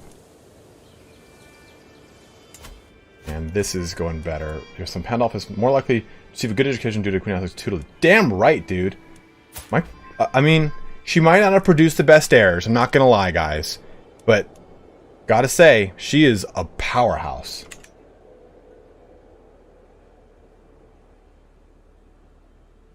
Hraldir. Play as... Play as the King of Poland. It's a pretty good one. It's a pretty safe one. You can also play as Bohemia, because Bohemia is within the Holy Roman Empire. So you are protected from outright aggression, but anyone you aggress against, the Holy Roman Empire won't jump into. You have to create an alliance with the Holy Roman Empire for them to help you. My original character has died. I'm now playing as the heir, yes. What's going on over here? Capua. Duke Welf. Lombard, County of Brescia. Huh. Alright. See, this is kind of the cool thing. This is the thing that I like a lot about this game. So, this guy has taken it upon himself to get involved in a war, a de jure war for the County of Brescia. Like, he's joining as an ally, so, I mean, it's neither here nor there. But I think it's really cool they just do that on their own. Like, my Duke of Calabria took out, or added this portion to my empire on his own. It was pretty awesome. Okay. Oh, God. I really want to do a Holy Order, but I need way more stuff. I was explaining it something. Whoa! Wants lower crown authority? Why? Don't like that.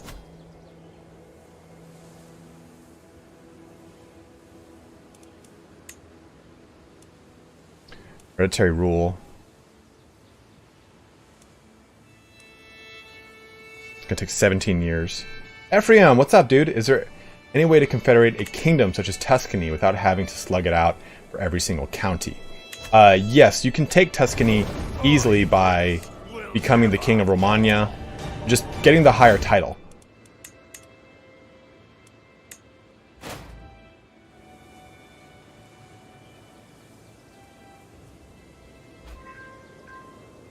Exactly. Enterprising vassals are awesome. That's actually doing a really good job of training people up.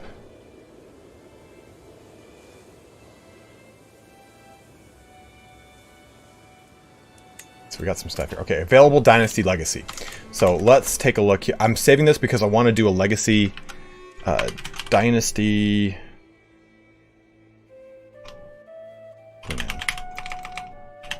I want to do a video on this, so I'm saving it separately. So let's take a look. My opinion here is blood. Careful breeding to produce the most worthy successors. Chance of inheriting good congenital traits plus 30%. Chance of a new congenital trait plus 30%. Of new good congenital. Convergent blood. Chance of reinforcing congenital. New bad. Minus 30. Minus 30.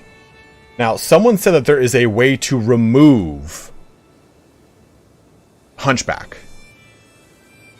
Martin, I don't know. That's why I want to make a Holy Order.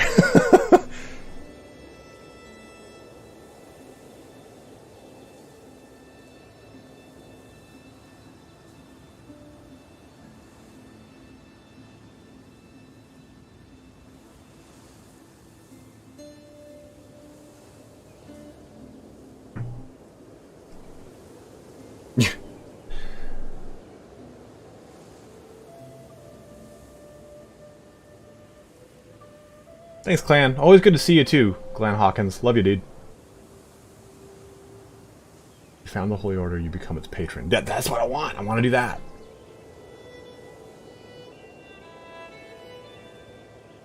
Erudition, which is the noun form of the word erudite, which is an adverb or adjective. You basically breed them out of the gene pool in the third section. And then in the fourth, you get to pick a positive trait to stick with you. Select a congenital trait to become more common. Ah! So yeah, I think we do noble veins. Unless anyone has anything to weigh against this.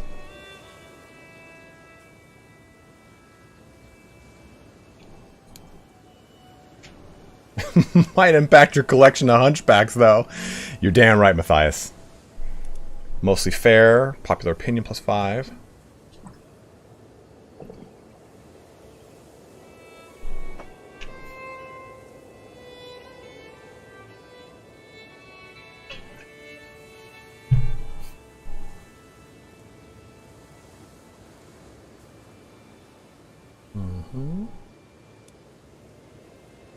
Light effectiveness is pretty cool. Squire traditions. Inherited tactics have advantage. Max number of men-at-arms +1. Can recruit house guard as men-at-arms. Damn.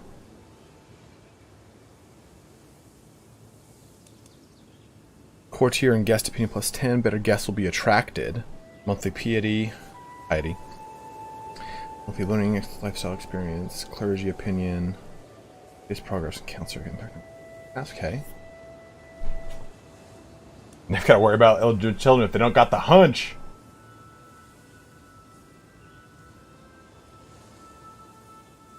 So, Jemmy said, Holy Orders are like mercenaries, but free for you. They can only be hired if you're fighting the enemy who's hostile to the Catholic faith. Other can also hire them, so they won't be available most time. Okay, awesome. Thank you, dude. Okay, marriage acceptance +30, monthly prestige, earning respect, assertive rulers. Oh, interesting. I actually kind of like that one. General opinion +10. Bounteous loins, fertility +10%. Dynasty members get education traits. Spouse opinion, fewer complications during pregnancy. Okay. Personal success chance. And graceful aging. No prowess lost from age. Increase skills with age. Interesting. Increase skills with age. That's actually pretty awesome. Right. I just because I'm Catholic in the game. And also in real life, coincidentally enough. Alright, Noble Veins it is. I really want to do that one.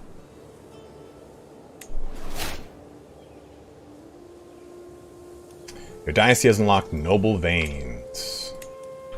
So we have that saved now. Let me take a look at that. Who's this? Does this show like a picture? So, Renown. Renown is much like Prestige, but shared by an entire dynasty. Dynasty gains renown for the following: the number of currently living members, or rulers, the number of spouses to the other rulers. Note that a ruler will not generate renown should they have any liege of the same dynasty. As with Prestige, renown also counts towards increasing the level of splendor. What is that? Level of splendor is a measure of how famous a dynasty is. Level progress is made whenever your dynasty gains renown. Characters can get an amount of initial prestige, and they are born depending on their level of splendor. Similarly, spouses gain some prestige from each other's dynasty when they marry. These levels are base origins, obscure, insignificant, noteworthy, reputable, well-known, insignificant, or significant, famous, glorious, fabled, legendary. Okay. Renown can be spent by the dynasty head in order to unlock dynasty legacies and influence the members of the dynasty in ways. A dynasty spread far and wide. So, with that being said, wouldn't it make more sense for me to marry these people off? Like, find spouses for these people.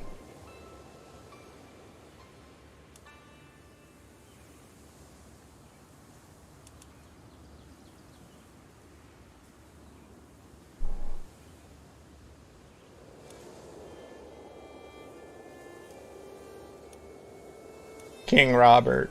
My boy, where's my beautiful boy, Bowman? And land them? I'm about that. Like, because I would love to land my brother.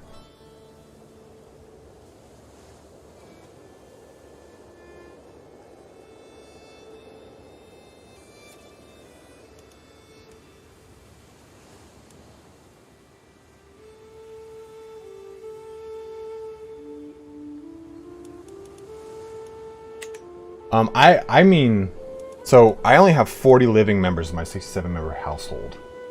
What's up, Flemish? So let's take a look here. Princess Gemma. She's married or betrothed. Okay. Serene Doges, area of Venice. Look at my sister. She's ruling over Venice. Married her to the Serene Doge Bernardo. And look at that. Isn't that just beautiful? Mabel, she's got a spouse. I know that. Matilda of Sicily. Host, Count Joffrey of Lys. Okay, betrothed. Oh, my boy! Emma of Sicily.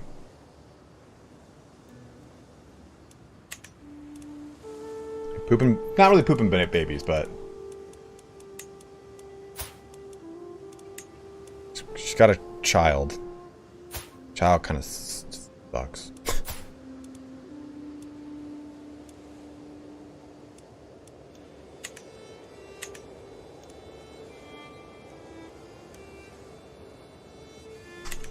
Let me see.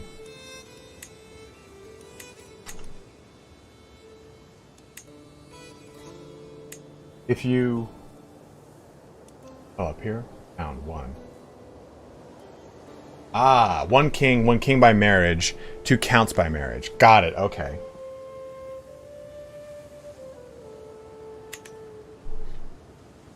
And sorry guys, I'm kind of like discovering this right now, so I want to make sure I kind of learn it really well, so I can dive in afterward and then regurgitate it back to you. Okay, so we have all these holy wars we can declare. Let's unpause. I keep forgetting I'm paused because I'm learning shit.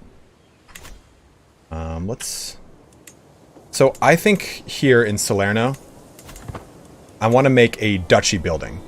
So do I make the military academies, which will help out with the number of knights, it'll reduce my army maintenance costs and the knight effectiveness, or, okay, a daughter, huh? Alright. Oh look, she got pretty. Didn't get hunchsome, that's for sure.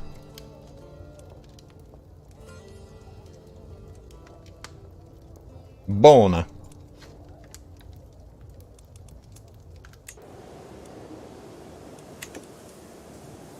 Okay, so back to Salerno. Do we do the military academies, or do we do the tax offices, which I think are a pretty solid one? The royal preserves are also pretty good. This will increase the taxes by 10%. Holding taxes. So I think it's this specific holding. And we already have mansions for taxes, regimental clearings, which will help out with levy reinforcement rate and men-at-arms rate maintenance, the small harbor for more taxes and development growth, and then we have the bastion and curtain walls. So, this one's good for development and tax and popular opinion. Tax offices is just strictly increasing my taxes, and the military academies helps us with maintenance and number of knights and knight effectiveness. So, what do you guys think? What do you guys think is a good call here?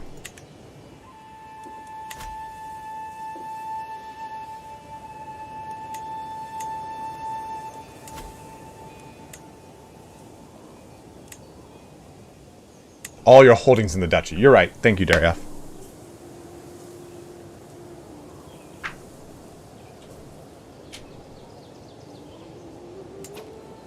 Let's do this. By the way, guys, if you have not picked up the game, you can use my link in the description. I think it's still a 12% discount. If someone can tell me otherwise. Nothing really, Anthony. We're just kind of having some fun. Let me boot up the chat bot and we'll do a quick poll.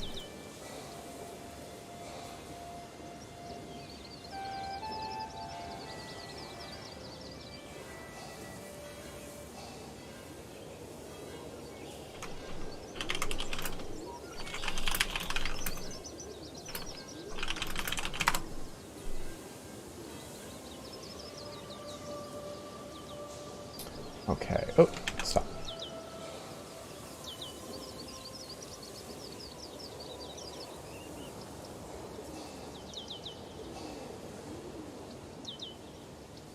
Can't you only build a military academy in your capital? No, it just says it's a duchy-specific building. I'm pretty sure I've seen it other places. Let me see. Let me check Palermo. Yeah, I can make the military academy here. So, real quick, let's just do this poll. Which duchy building? I think we're all kind of set on taxes. Tax offices. So, I'm going to start that, and the way you're going to vote for this is type in !vote, space 0 for the military academy, or 1 for the tax offices. Just like I just did right there. That's how you'll vote for this. So go ahead and go vote real quick. We'll only do this for like a minute or two. I think the majority of you are going tax offices, it looks like, anyway.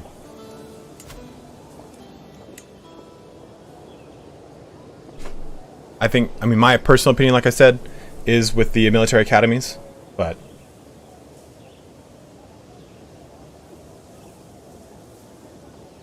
Ooh, it's tied. Or not tied, it's 4-7.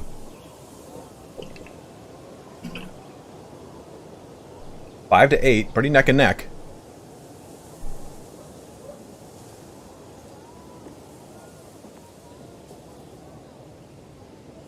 Seven and 9.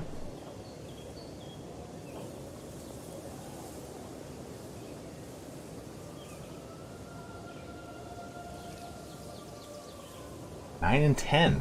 9 and 11.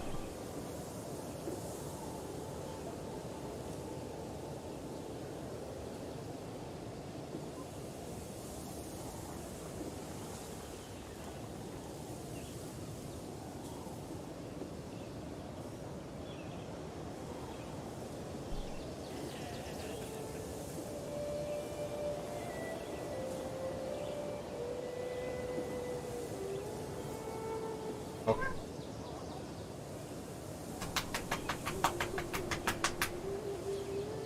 As soon as he like starts, I'm wearing a fucking tank top. I don't want his claws in me.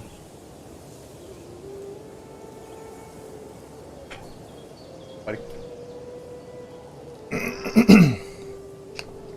Dariath brings a really good point up. Tax office would be probably better in Sicily because there's more money floating around Sicily.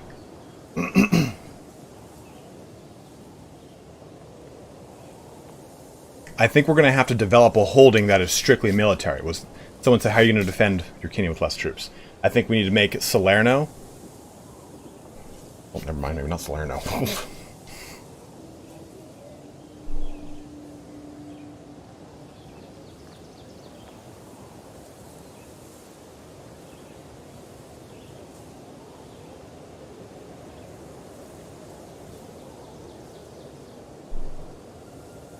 Man, this is a close vote, guys.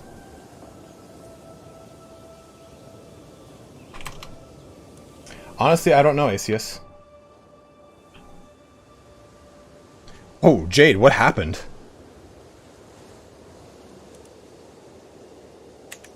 The poll is for what building?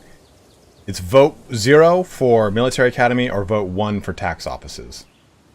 And right now, it looks like... Guys, we got 300 people watching and 110 likes.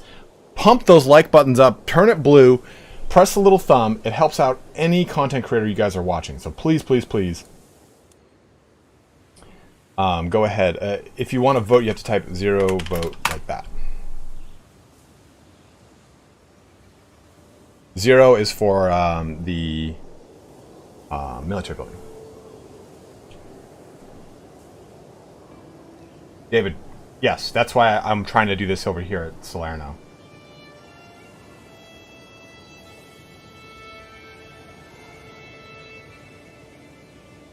King of England, everyone loved me. And all of a sudden, 16,000 people attacked wanting to claim England for themselves. Had no chance. Jade, was it William the Conqueror from Normandy?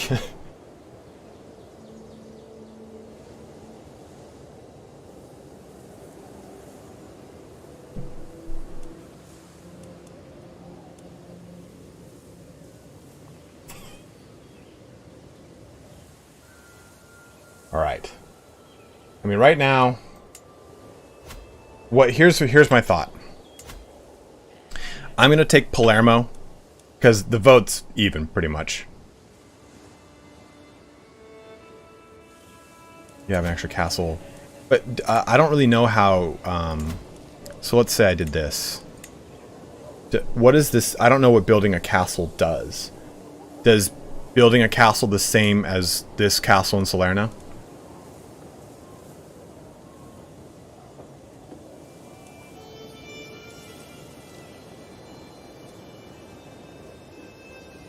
Papa Sparta. So what it does is basically it tells Google search algorithm that if there are a lot of comments and there are a lot of thumbs up, that the title matches the content and it is indeed good content. It tells the search algorithm, yes, good content, like content.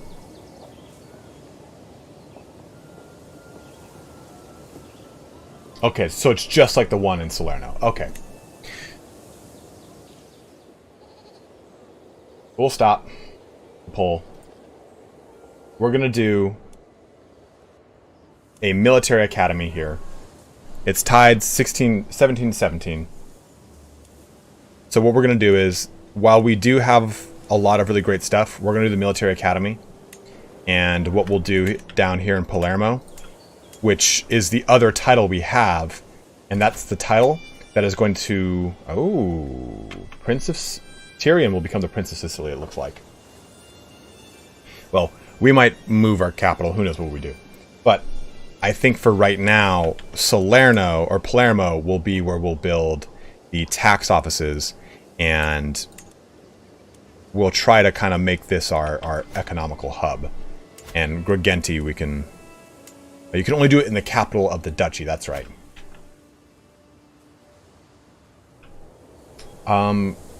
Ganadior asked, should you upgrade all the settlements you own or focus a specific one and get it fully decked out? I would focus the one that's going to stay with your family, which is your primary. So when I die, my heir will still be the king of Sicily, but I'm going to have autonomous vassals. You want them to not have the most developed land. Like, I can build here if I want, but I don't want to.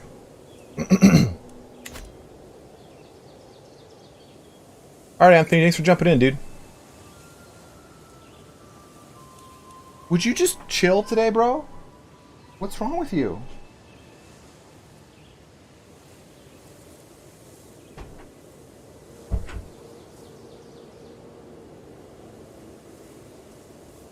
Exactly, Mr. White Fox said it right.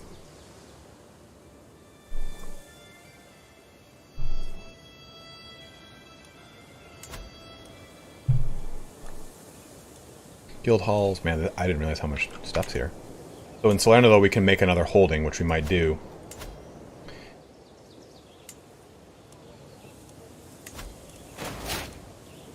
New lifestyle perk. Okay, so what are we doing here?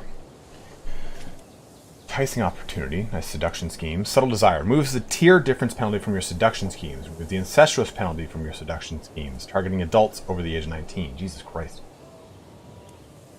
Seducer, though. Dark insights. When you torture someone, 50% chance to gain intrigue or prowess.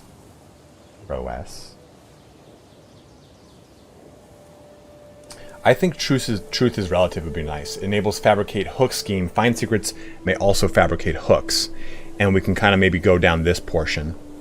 But that would be kind of fun, I think. Because some of these are pretty cool. Disrupt scheme effectiveness plus 50%. Murder scheme power plus 30%. Digging for dirt finds secrets progress speed plus 25%, which is cool. Or I could just keep going down seducer. I think right now, so the big issue is we've got 2 heirs, which I think is good. And we're producing bastards, which is maybe not the best. I don't really understand. But I think mortal attrition, your lovers are less likely to join murder schemes against you. Lovers are more likely to save you in case of attempted murders.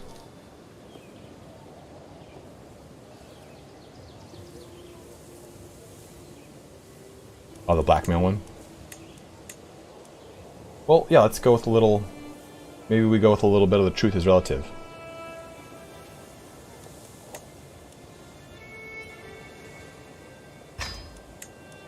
You're talking about this one? Demand payment for the hooks?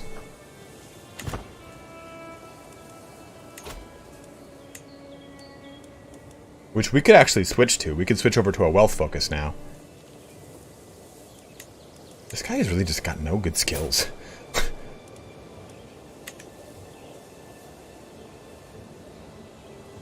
Oh, harsh. That's very interesting. Well, should we do that? Should we switch our lifestyle off of temptation focus? I mean, we did... The reason we are temptation focus is to offset hunchback. So our attraction is a minus 30. This gives at least a minus 20. That's a good point, David Renau. So what is our next target here? I think we have to start fabricating some claims. I don't know. I want to get Guy in my court, but I don't think we can. As a useful duchy claim. Why? Jesus Christ. Where are her claims? Oh.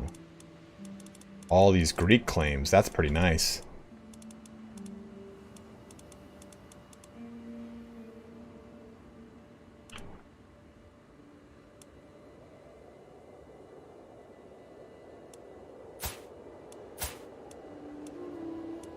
Prowess is not the best.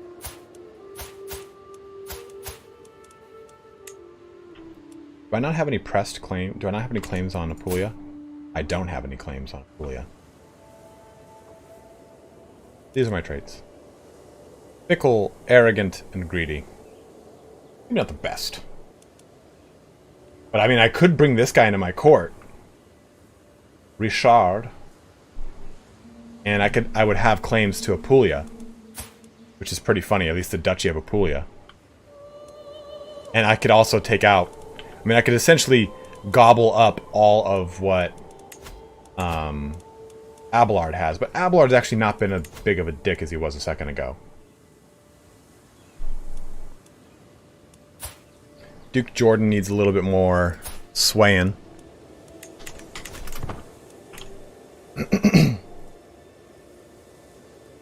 The ruler builder will come. I do not know, unfortunately, Jade. I am but a peasant.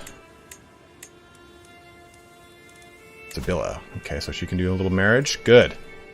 Let's get some... Either my summons has arrived at court. Are you a good courier? You most certainly are, and you're a nice Sicilian knight. Welcome aboard. Experienced fighter. A blade master. 25. Okay, yeah. I'll allow it.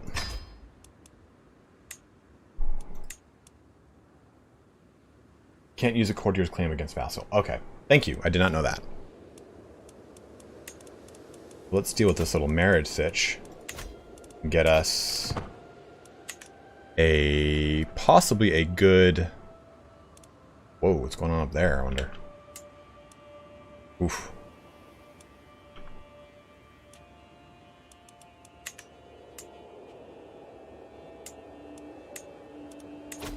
How's this war going? That Lombard war is going. Okay, so let's see if we can get ourselves either some claims.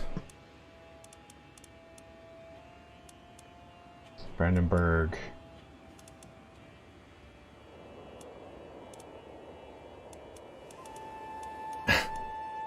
Yeah, I like streaming here. It's fun. Laid back. The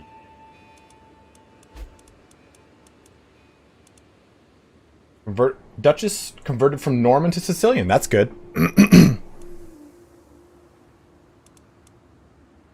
I wish I could just sort this by, like, geographical location. Like, I wish that that was a sorting option. Like, maybe that's relevance and I just don't know it. Oh, no! Matilda has passed away. Right as she converted to Norman, which is interesting enough. So Duchess Judith is now the ruler of Calabria and has a claim to Tripolitania.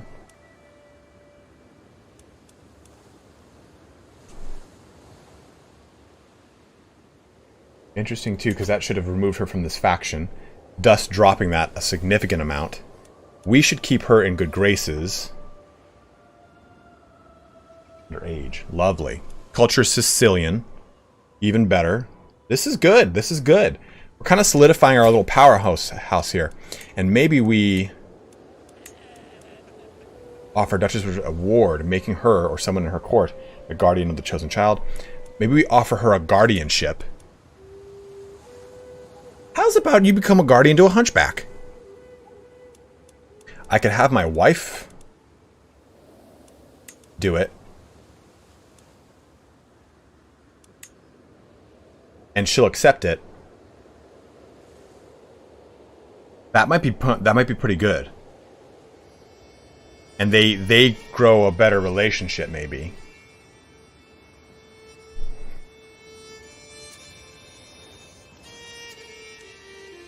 And this guy can just sway.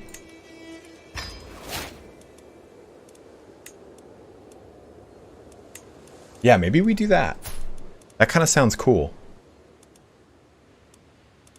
And I have a thing upon her. A thing upon her.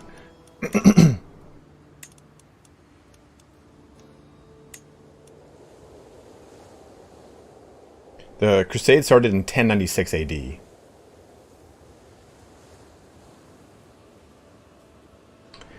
And that, I mean, I think that might be the best.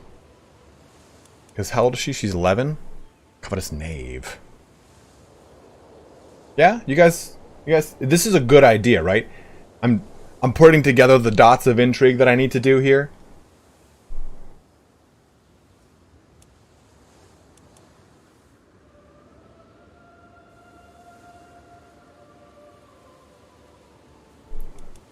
I definitely will modify her contract.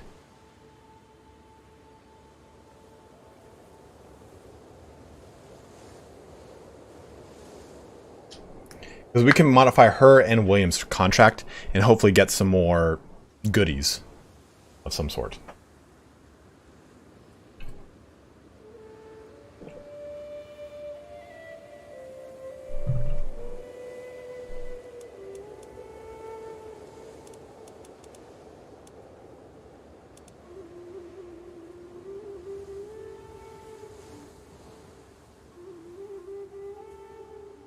Right? I'm correct in thinking this, right, guys? This is how you build a proper foundation. I don't think I can invite her to my court. She's the Duke of Calabria.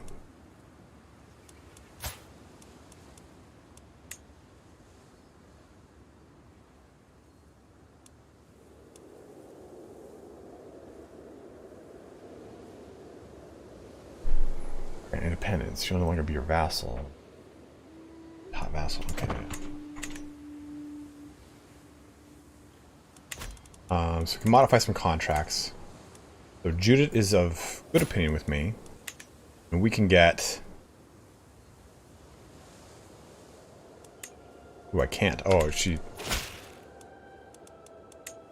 Accept your proposed education arrangement. Okay. Okay, so Duchess. I can bring her back to this.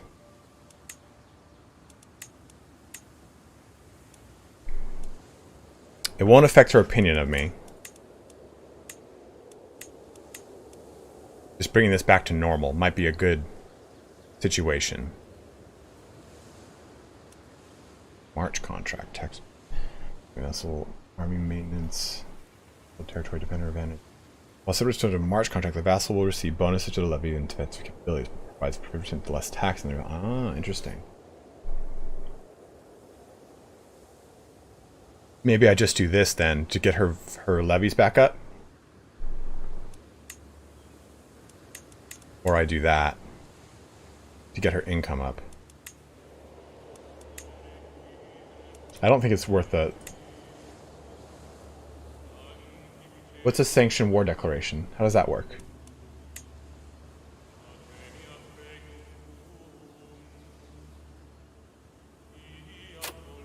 Oh, I see.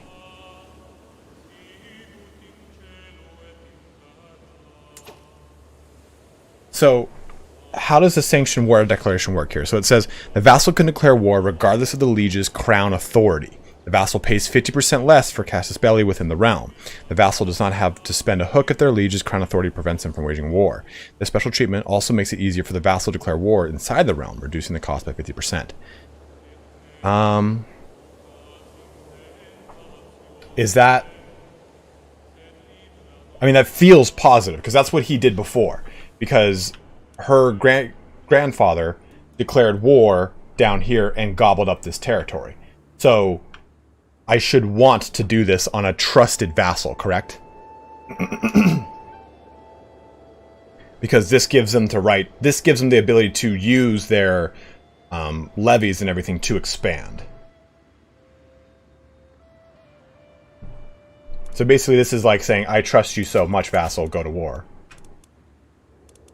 I could even do the same thing with Count William. Because he loves me.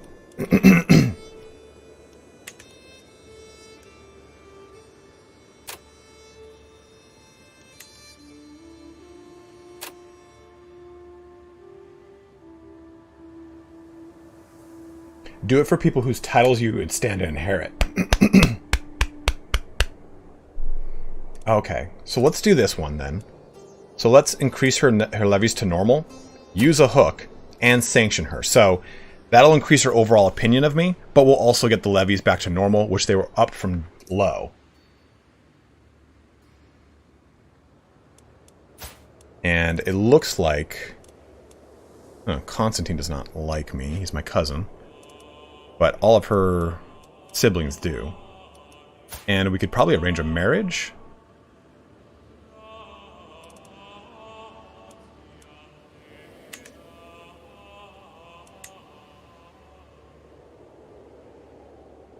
Increase her taxes too. I suppose it's not too terrible because the net isn't...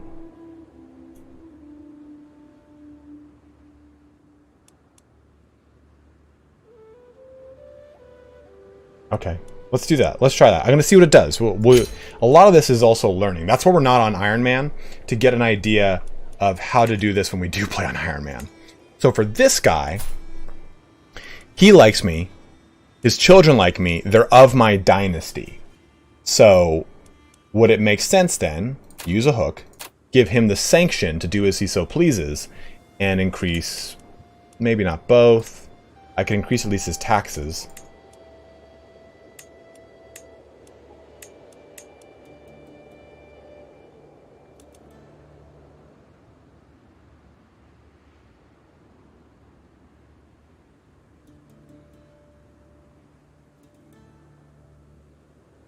There's supposed to be one on the horizon, a patch at least.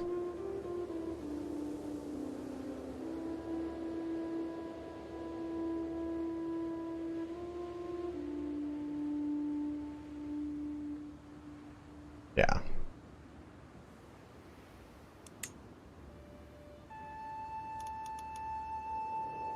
Oh, and he's my friend? Okay, so this should be okay.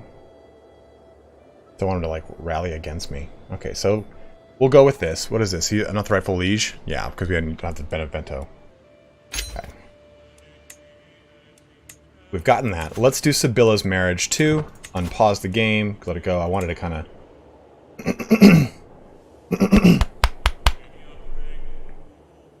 Oh! To my Serene King of Roger of Sicily. On your honor, alliance joining in the Venetian War for Lord Mayor. Okay, so they want what? Abruzzi. Oh no, Abruzzi's my ally.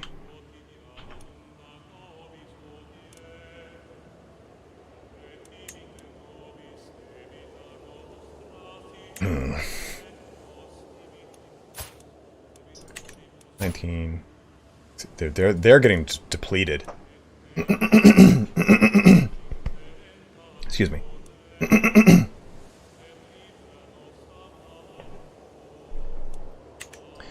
So, I think that we need to start making some claims, because I guess we should just do this war. This is for the County of Abruzzi. Okay, you're part of the Duchy of Salerno.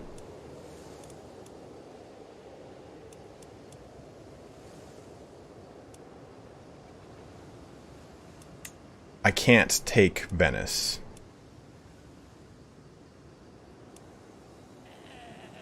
Declining is not a big deal. Well, yeah, kind of.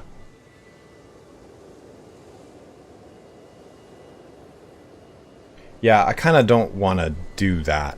I agree with you guys. Like, I don't know if I necessarily want to get... because I'm in line to succeed and inherit this county, even though that kid's like 13. So we'll decline. Our first declared war. Didn't I not? Didn't I just press decline?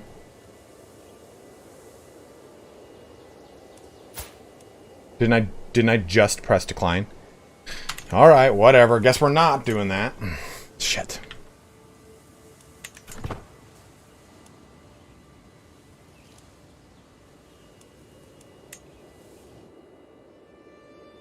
That's annoying. I thought it was on... Oh, I thought that I clicked over to the thing and did it the right thing. Alright, well, please. This will be a fast war anyway. Even without me, he would have crushed them.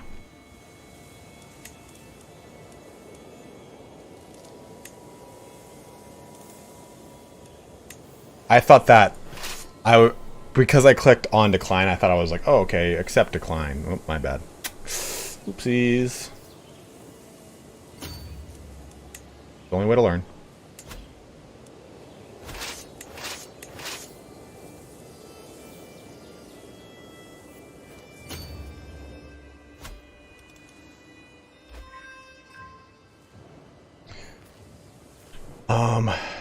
Ooh. What's happening up here? They're losing.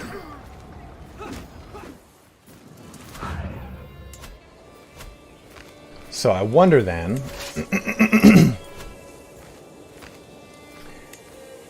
who should we do this marriage to? Because I do want to get some claims. Who's got some pressed claims? Where are you going, Venice? Can you just do whatever you need to do and...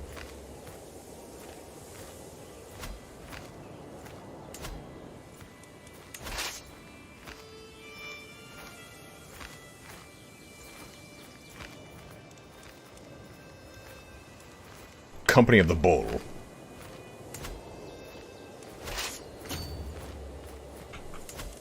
Okay, so let's take a look. Toggle filters, maybe culture, Latin groups. Yeah, that's kind of what I think we want. Okay, so we own that and that. And where's this? Huh. Interesting. Implicit claims there.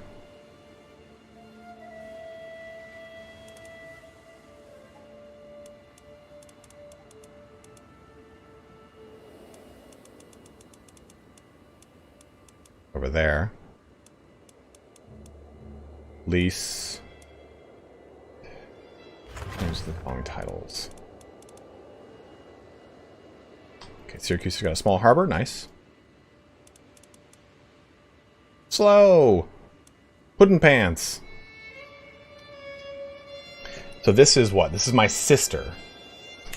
So we're trying to find a marriage partner for our sister. And I'm not too sure. But the... Ooh. Army of Capital is getting beat up. Oh, God. Who in your realm has learned one of Salvatore's secrets? Shit balls.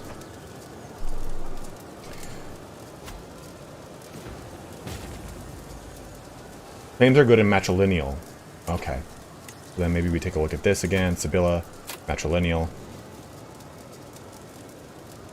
That would only be this one. It's down here. So maybe nothing there then. Alliance power, perhaps?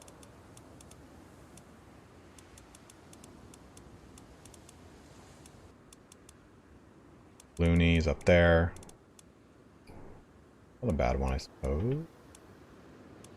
No, it's a terrible one. Not really sure. We'll come back to that one. We can do that one as soon as we finish all this action down here.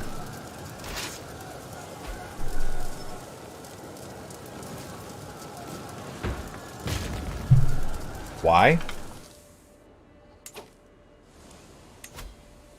Did they, like, convert already? Yeah, they naturally converted to Catholicism, which is good.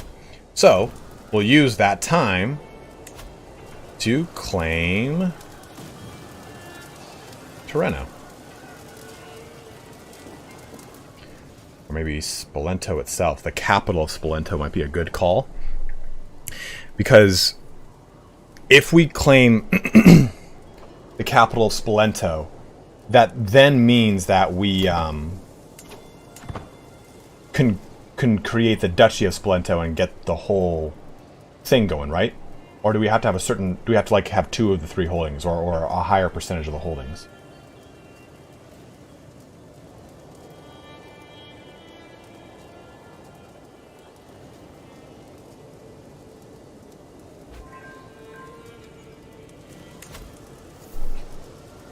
Alright, captured count, Siciliano, guess Sibilla. I thought Sibilla was my wife, or my daughter.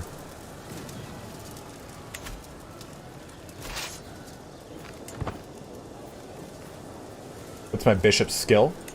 16. And it says possible side effects claim on the entire duchy, which is good.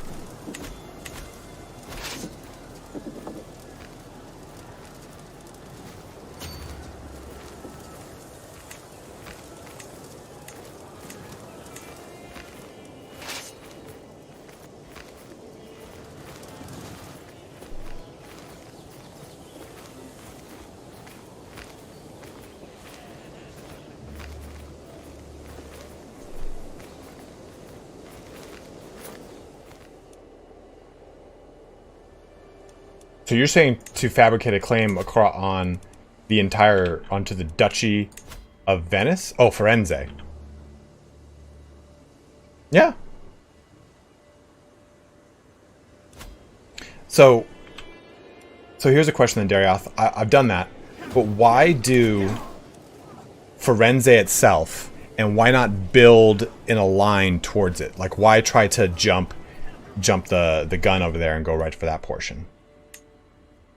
Isa,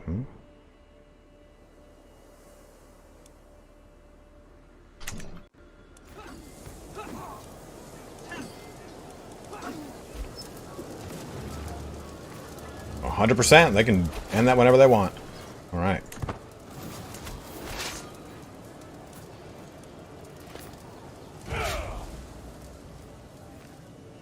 He's no longer a ruler, which sucks. So I would not have been able to stop that situation.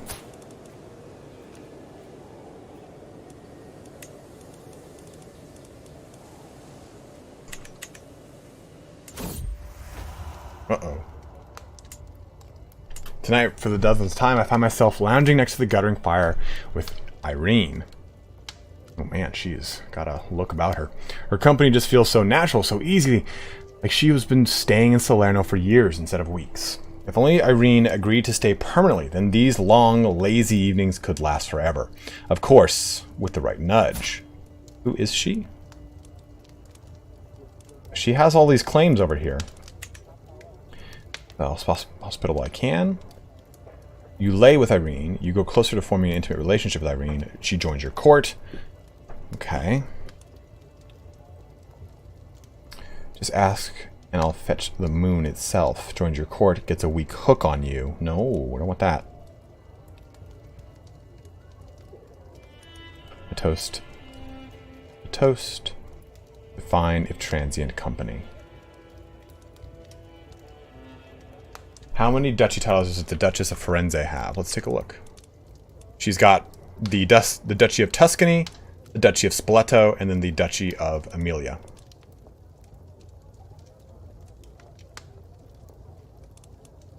Has claims on Lanciano, and Benevento, and Capua.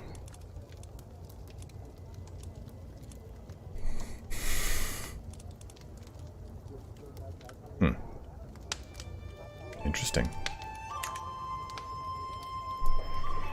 So, I don't know if I should be just creating all these bastards everywhere. I feel like it's a really dangerous thing.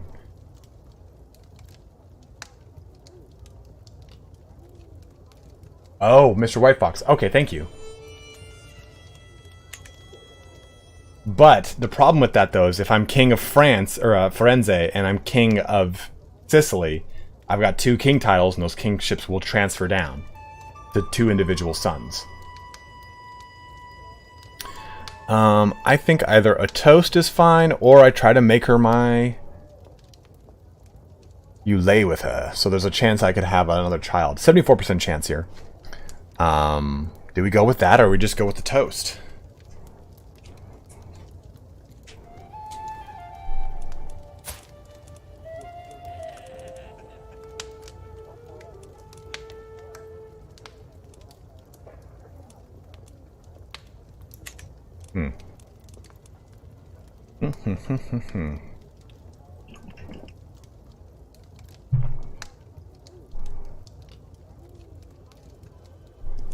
No, CS, I did not. What do you say?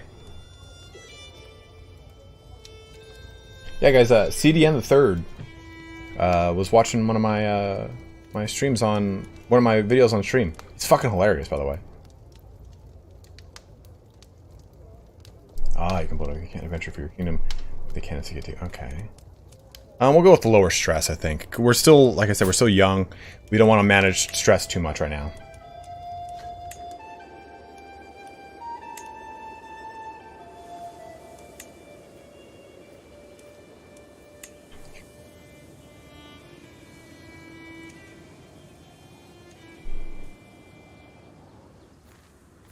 He messaged me on Twitter, and I unfortunately wasn't there. My old Twitter machine.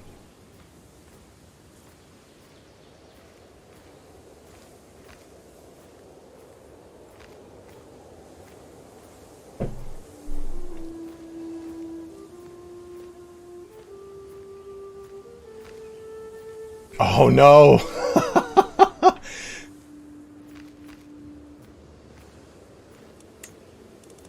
I gotta check it out. I gotta check it out. Well, welcome to the channel, CS. Evergame, thanks for jumping in, dude. Always good to have you, my brother. Okay.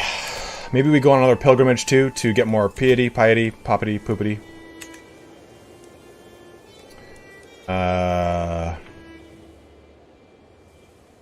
Was not a bad idea. Uh-oh, shit. My cousin Countess, Jesus, has been showing the signs of pregnancy for some time now, and everyone thought it was her husband, Count Robert. Well, I don't know why you would think that. I was the father of a child. Now it seems to become clear that the father is none other than Count Jonathan. Oh my, what a scandal.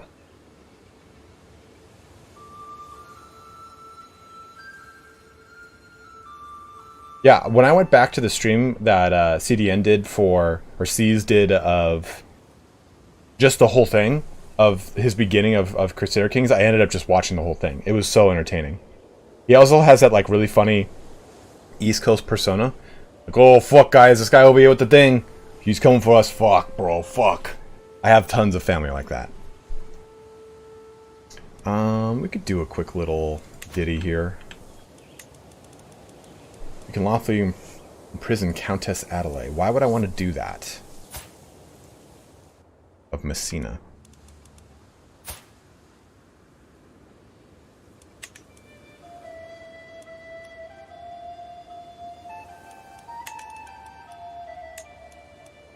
We gotta find a good marriage for this stuff. So since she's my sister, I think getting a good... I think maybe just simply getting a good, go for a matrilineal marriage of any sort. Your sister Emma died. You gained... Oh no! Emma was young. I mean, maybe not that young, I suppose.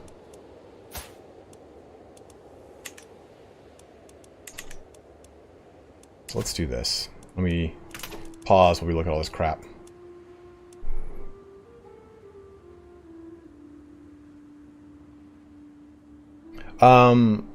H for Havoc does a ton of stuff. Party Elite does a ton of stuff.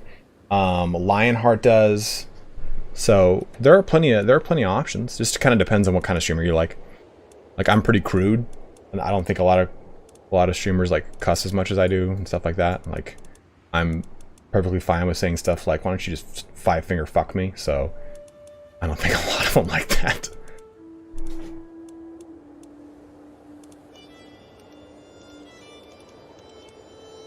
So, since she's my sister, and not my daughter or anything like that, do I want to do a matrilineal marriage to try and increase my legacy? Or do I want to just marry her off and create a good alliance? What's the best with your sister? And rather than just like the other sitches. And this would give me some claims, but only if it's matrilineal.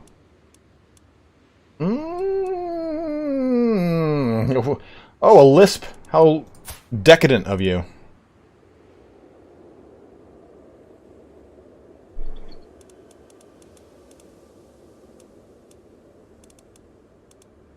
Did I I still have Latin group selected. Well, that's not that worst. That's not the worst.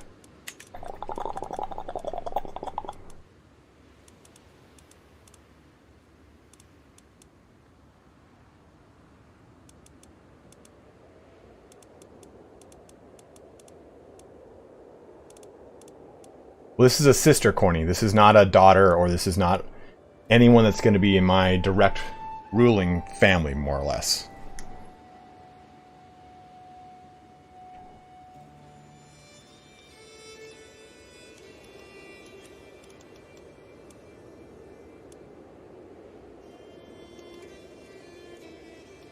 That's 65. Nuno Mendez is ready to just kind of pump it out over there. For the fucking python down there. Okay. Okay.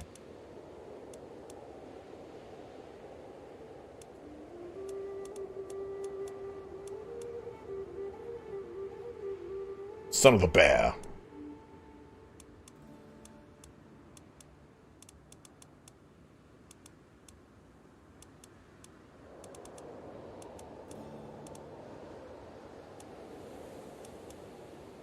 And she doesn't have any, like, awesome traits either, so...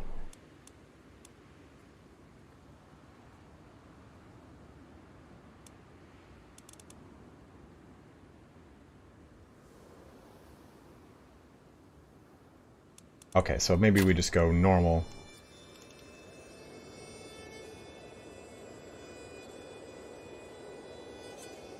If you want renown, you could either marry her to a crowned head, normally, or marry her matrilineally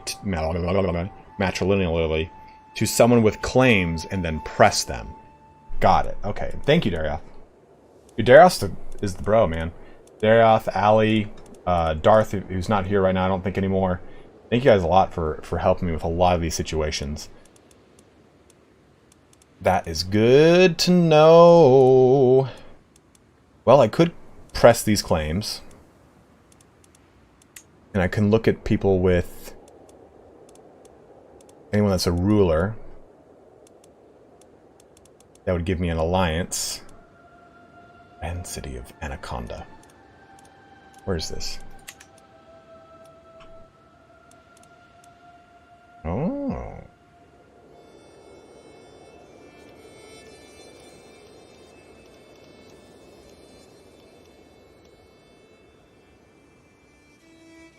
Well, I could continue that alliance. Best, though. I could jump in with this guy. Lord Mayor Abondanzio. Abonazio. A Zio, sorry, the double Z makes it like a... Like a... Anio.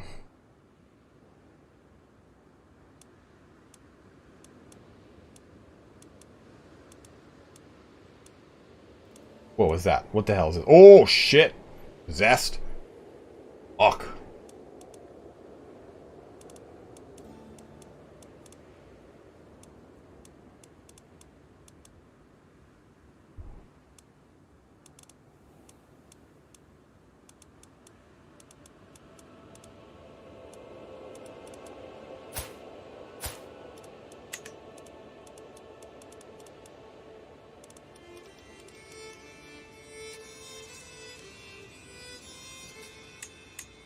She's 17. No point in marrying her after if she can wait. She's 17, so she's ripe. So I could go with this. He wouldn't be the best ally, but this guy is a count and is in control of a county. I tend to have like this stage of the game like takes me a long time to really focus on.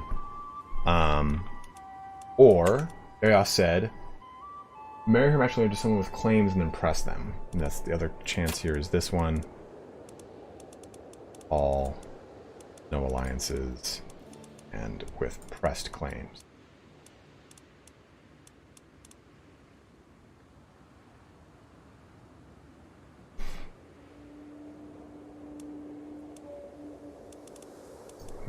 I'm gonna marry my son with my sister. That's weird. I'm sorry, it was supposed to be all, not no alliances. There we go. So, we can press a claim into Barcelona.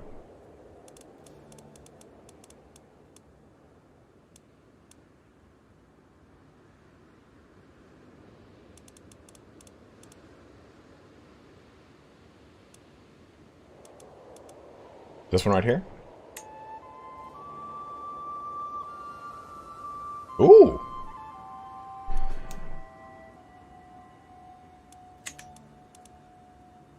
Okay, I'm all about it. Why exactly Barcelona? Because it gives us this nice chunk in Spain?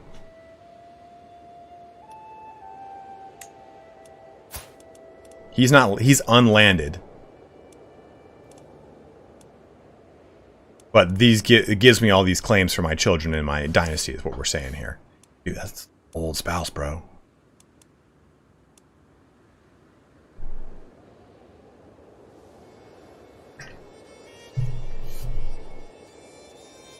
Ooh, chance of children, none.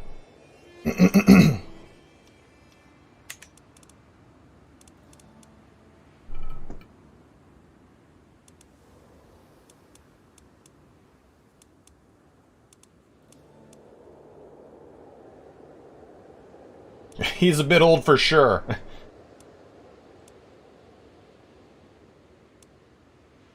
Dude, even these two guys just came out just dribbling messes. Yep, scrap that for sure. What's up, Hugh? How are you?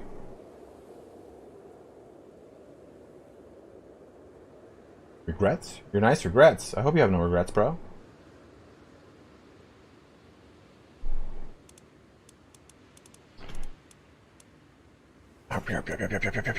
So this is for matrilineal marriages. Anything fucking fun, man. There's nothing fucking fun right now.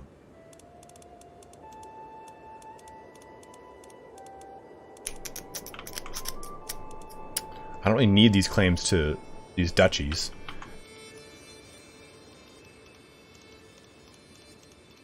Okay, so I think we'll go with alliances and with a ruler. Fuck, not matrilineal. And we'll go by alliance power. I think this might be the best one here. I mean, it is with a lot more of Venice. But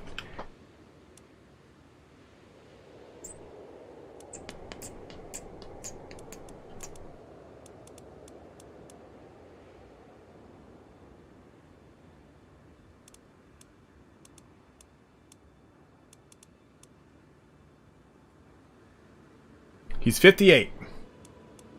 Good call. But he's got a chance of producing kids at least.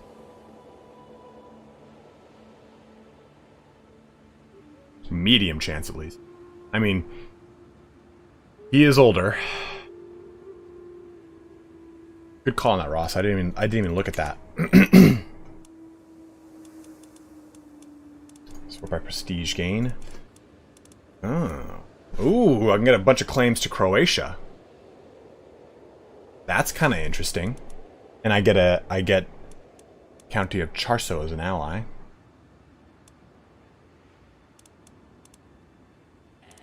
Marry into the Hungarian crown.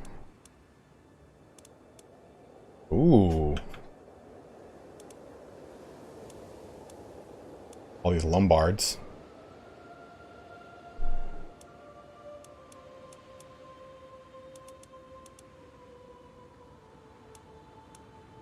Well, I wouldn't get... I'm sorry, that's not matrilineal.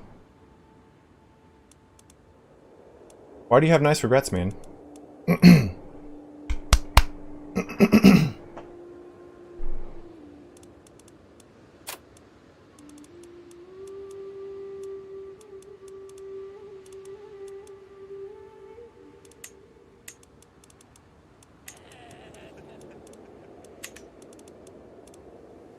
Okay, so sort of by prestige gain.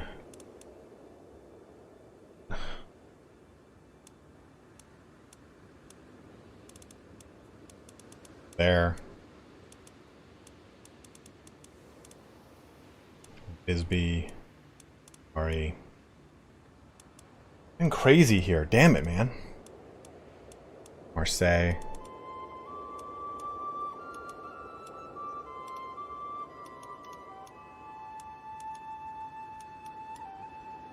Yeah, nothing really like awesome or standout that's happening right now for the marriage options for her. So I think it's just got to be normal.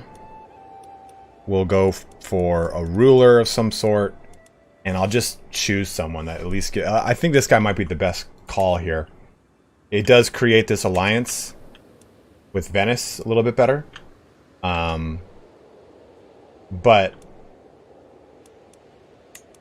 what was the point of this again? Oh, it'll help out my legacy. So I think we'll go with this one.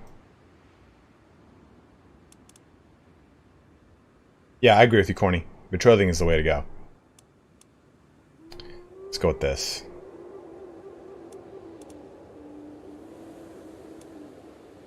Superior, so I don't have to necessarily worry about him rallying his claims against me.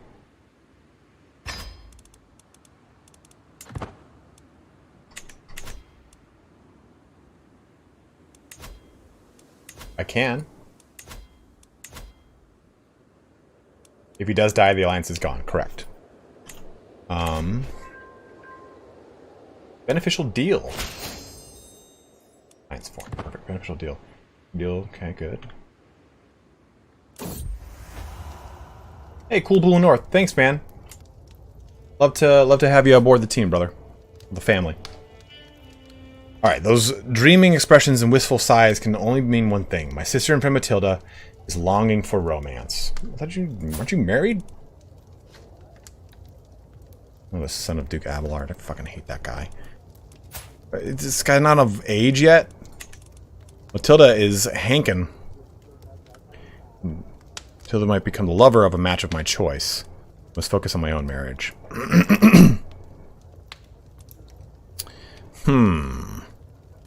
Perhaps I should put my matchmaking skills to the test. Ooh!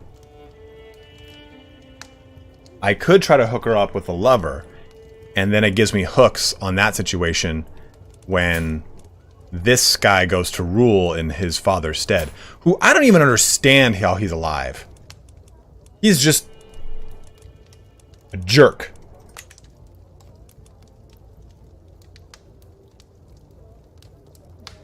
Ryland, totally agree with you. Totally agree with you. Nice, good set of patch bug fixes that just rolled out, man.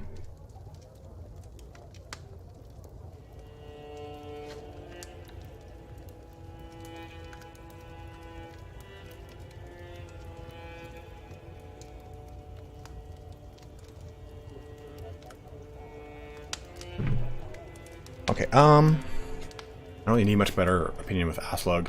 So let's see what happens here with this one. Won't be lonely for long. Oh, oh, Christ. Really? How do you know he's gay?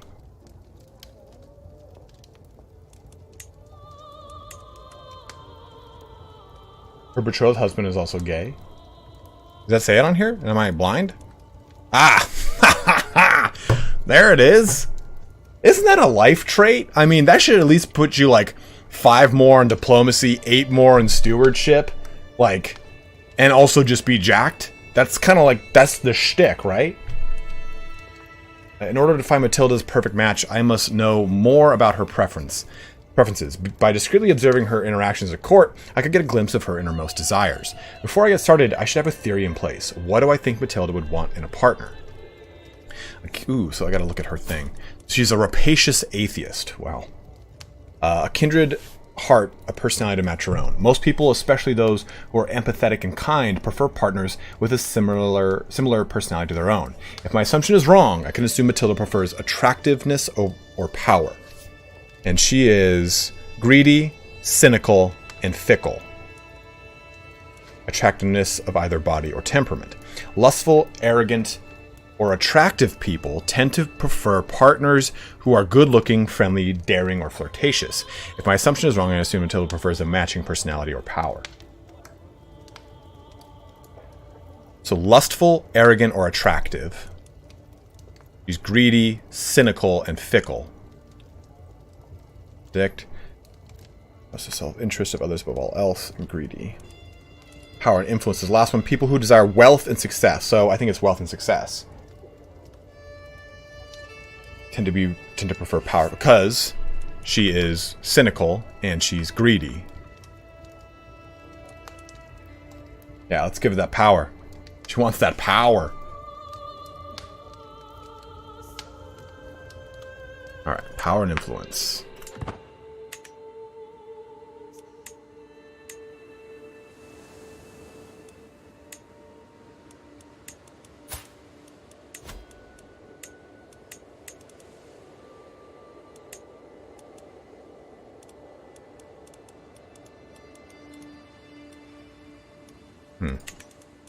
Could I marry her to my son?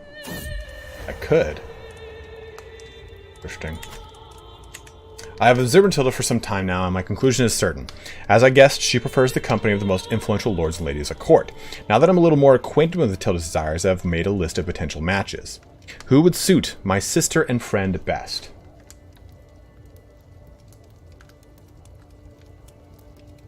Mayor Nigel Squilus of Squilus. Mayor Felici.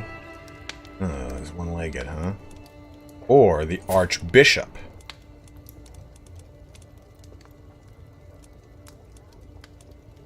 This is ridiculous. Okay, so shy, sadistic, and content. I don't think that's the one. Arrogant, diligent, and just. That might be the one. The bishop is calm, sadistic, and diligent. I think it's this guy. He's 74, man. He's feeling fine. I mean, all these are not great. I totally agree with Darioth on that one. But I think of all the people, this is probably the best for what she likes. If she's looking for, like, you know, greedy, cynical, I think at least, like, arrogant and diligent and just plays into that better than this guy who's analytic villain, and he's diligent, sadistic, and calm, and this dude who's content and one that has no ambition. So I guess Mayor Nigel is the way to go. Yeah, good call. Okay, yeah, he's heterosexual. Huh. He's asexual. Interesting. This is a pretty salacious archbishop over here. The red traits are power hungerness. Oh, okay. Thank you, Mateus. So these red pulsing ones, like sadistic. Then we could put her and the archbishop together. That might be a pretty interesting situation.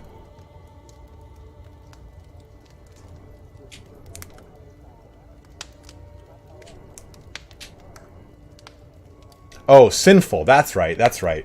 Sorry. That's right. I forgot about that. Pulsing is sin because you hover over it says sinful to Catholics.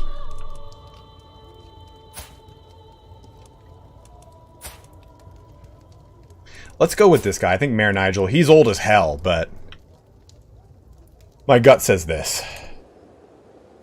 Mayor Nigel it is. Ah, Christ. Of love and lust. To get a first impression of the quality of the match, I hosted a small dinner with both Matilda and Mayor Nigel of the guest list. They spent the main part of the dinner talking and stealing curious glances at each other when they were not. I must strike while the iron is hot, giving Matilda and Nigel another chance to meet.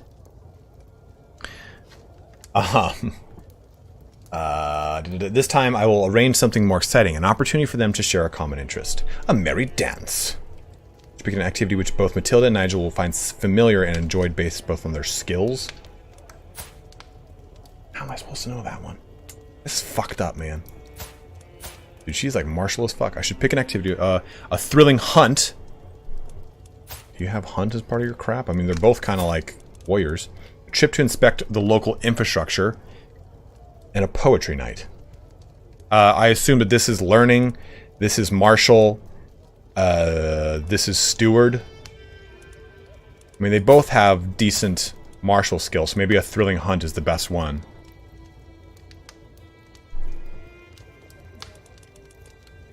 Yeah, I think hunt. Let's do that.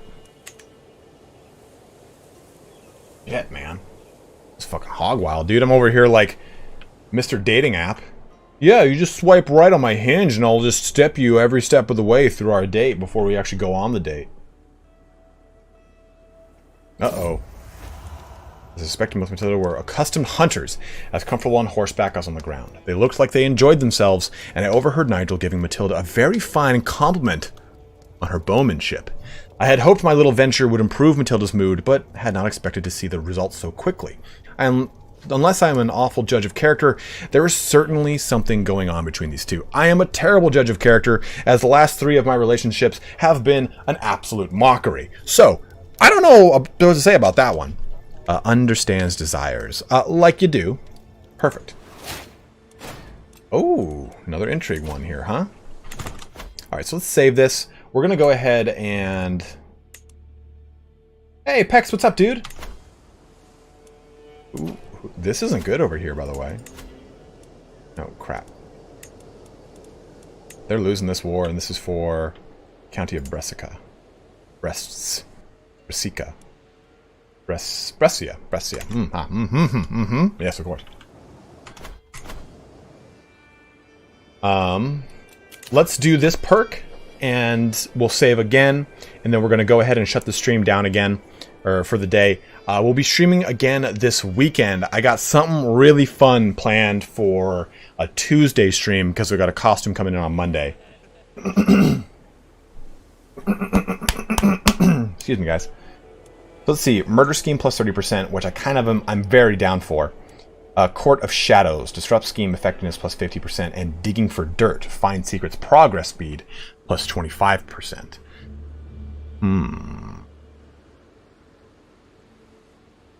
Brescia.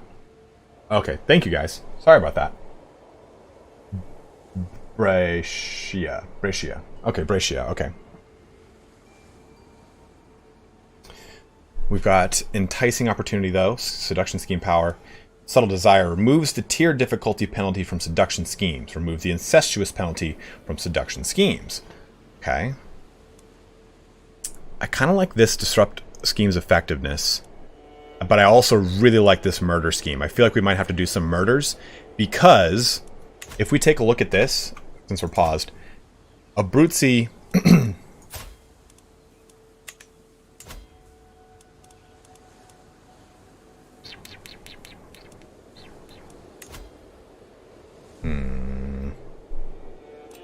We were in line to inherit something. I don't remember what it was anymore. This? Well, maybe my plan to murder things wasn't as smart as I once thought.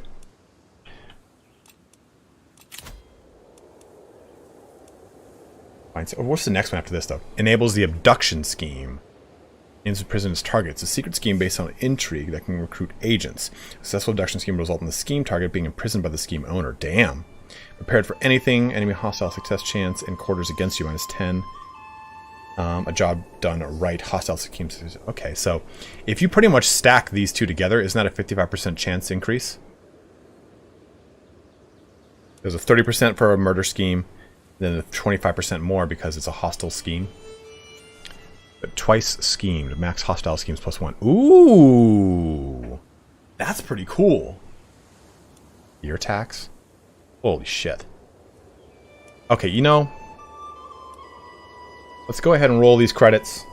Boop. I think we might have to come back to this because I'm going to have to make a little decisions here on what we're going to do. Unless you guys have an opinion of which one you guys want to go down. I mean, I'm down to kind of check out abduction. I think it's kind of fun.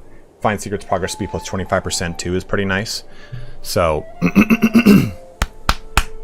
maybe we do that. Guys, don't own cats when you're allergic.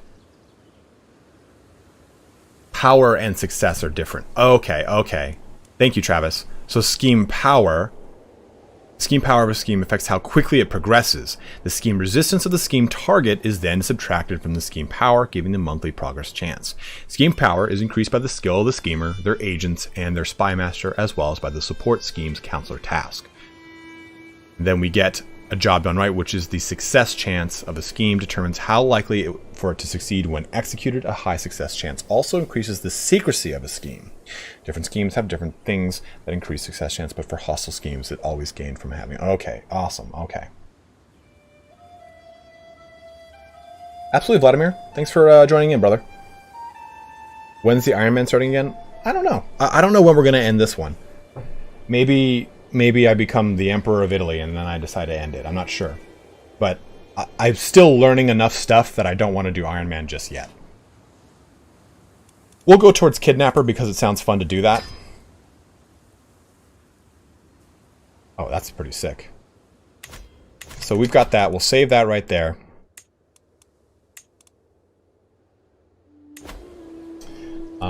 But let's go through some donations here. We got some earlier today.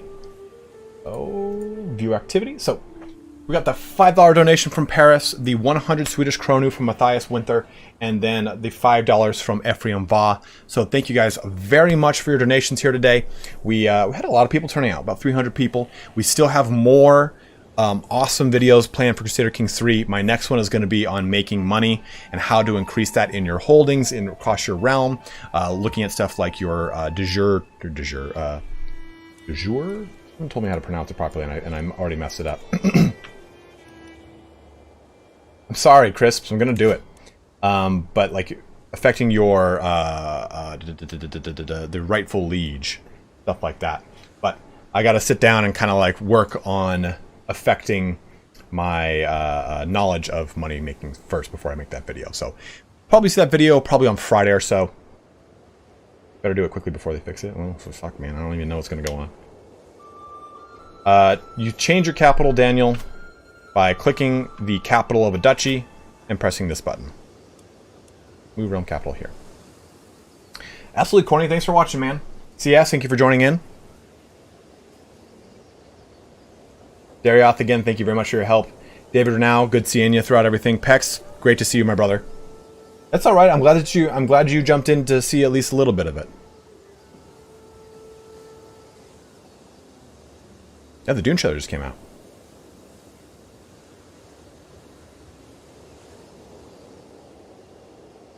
New Doom trailer is lit. Ciao. Have a good one, Darioth. But alright guys, we'll be back here probably on Friday, if not the entire weekend, to play more Crusader Kings 3. Thank you all so much for joining me today. Thank you for the donations, for the subscriptions, for anyone. We didn't get any new members today, but thank you for those who are members already. You can notice them by having green text in the chat. To all the mods, like the Mighty Crisps, like Misha, that were joining us earlier or throughout the whole stream. Thank you guys very much. I'll think of another history subject to cover tomorrow, Friday, Saturday, whenever the hell we do it. But as always, thank you so much for watching here today. Have a good one and take care. You too, Joe. Thanks for jumping in, brother.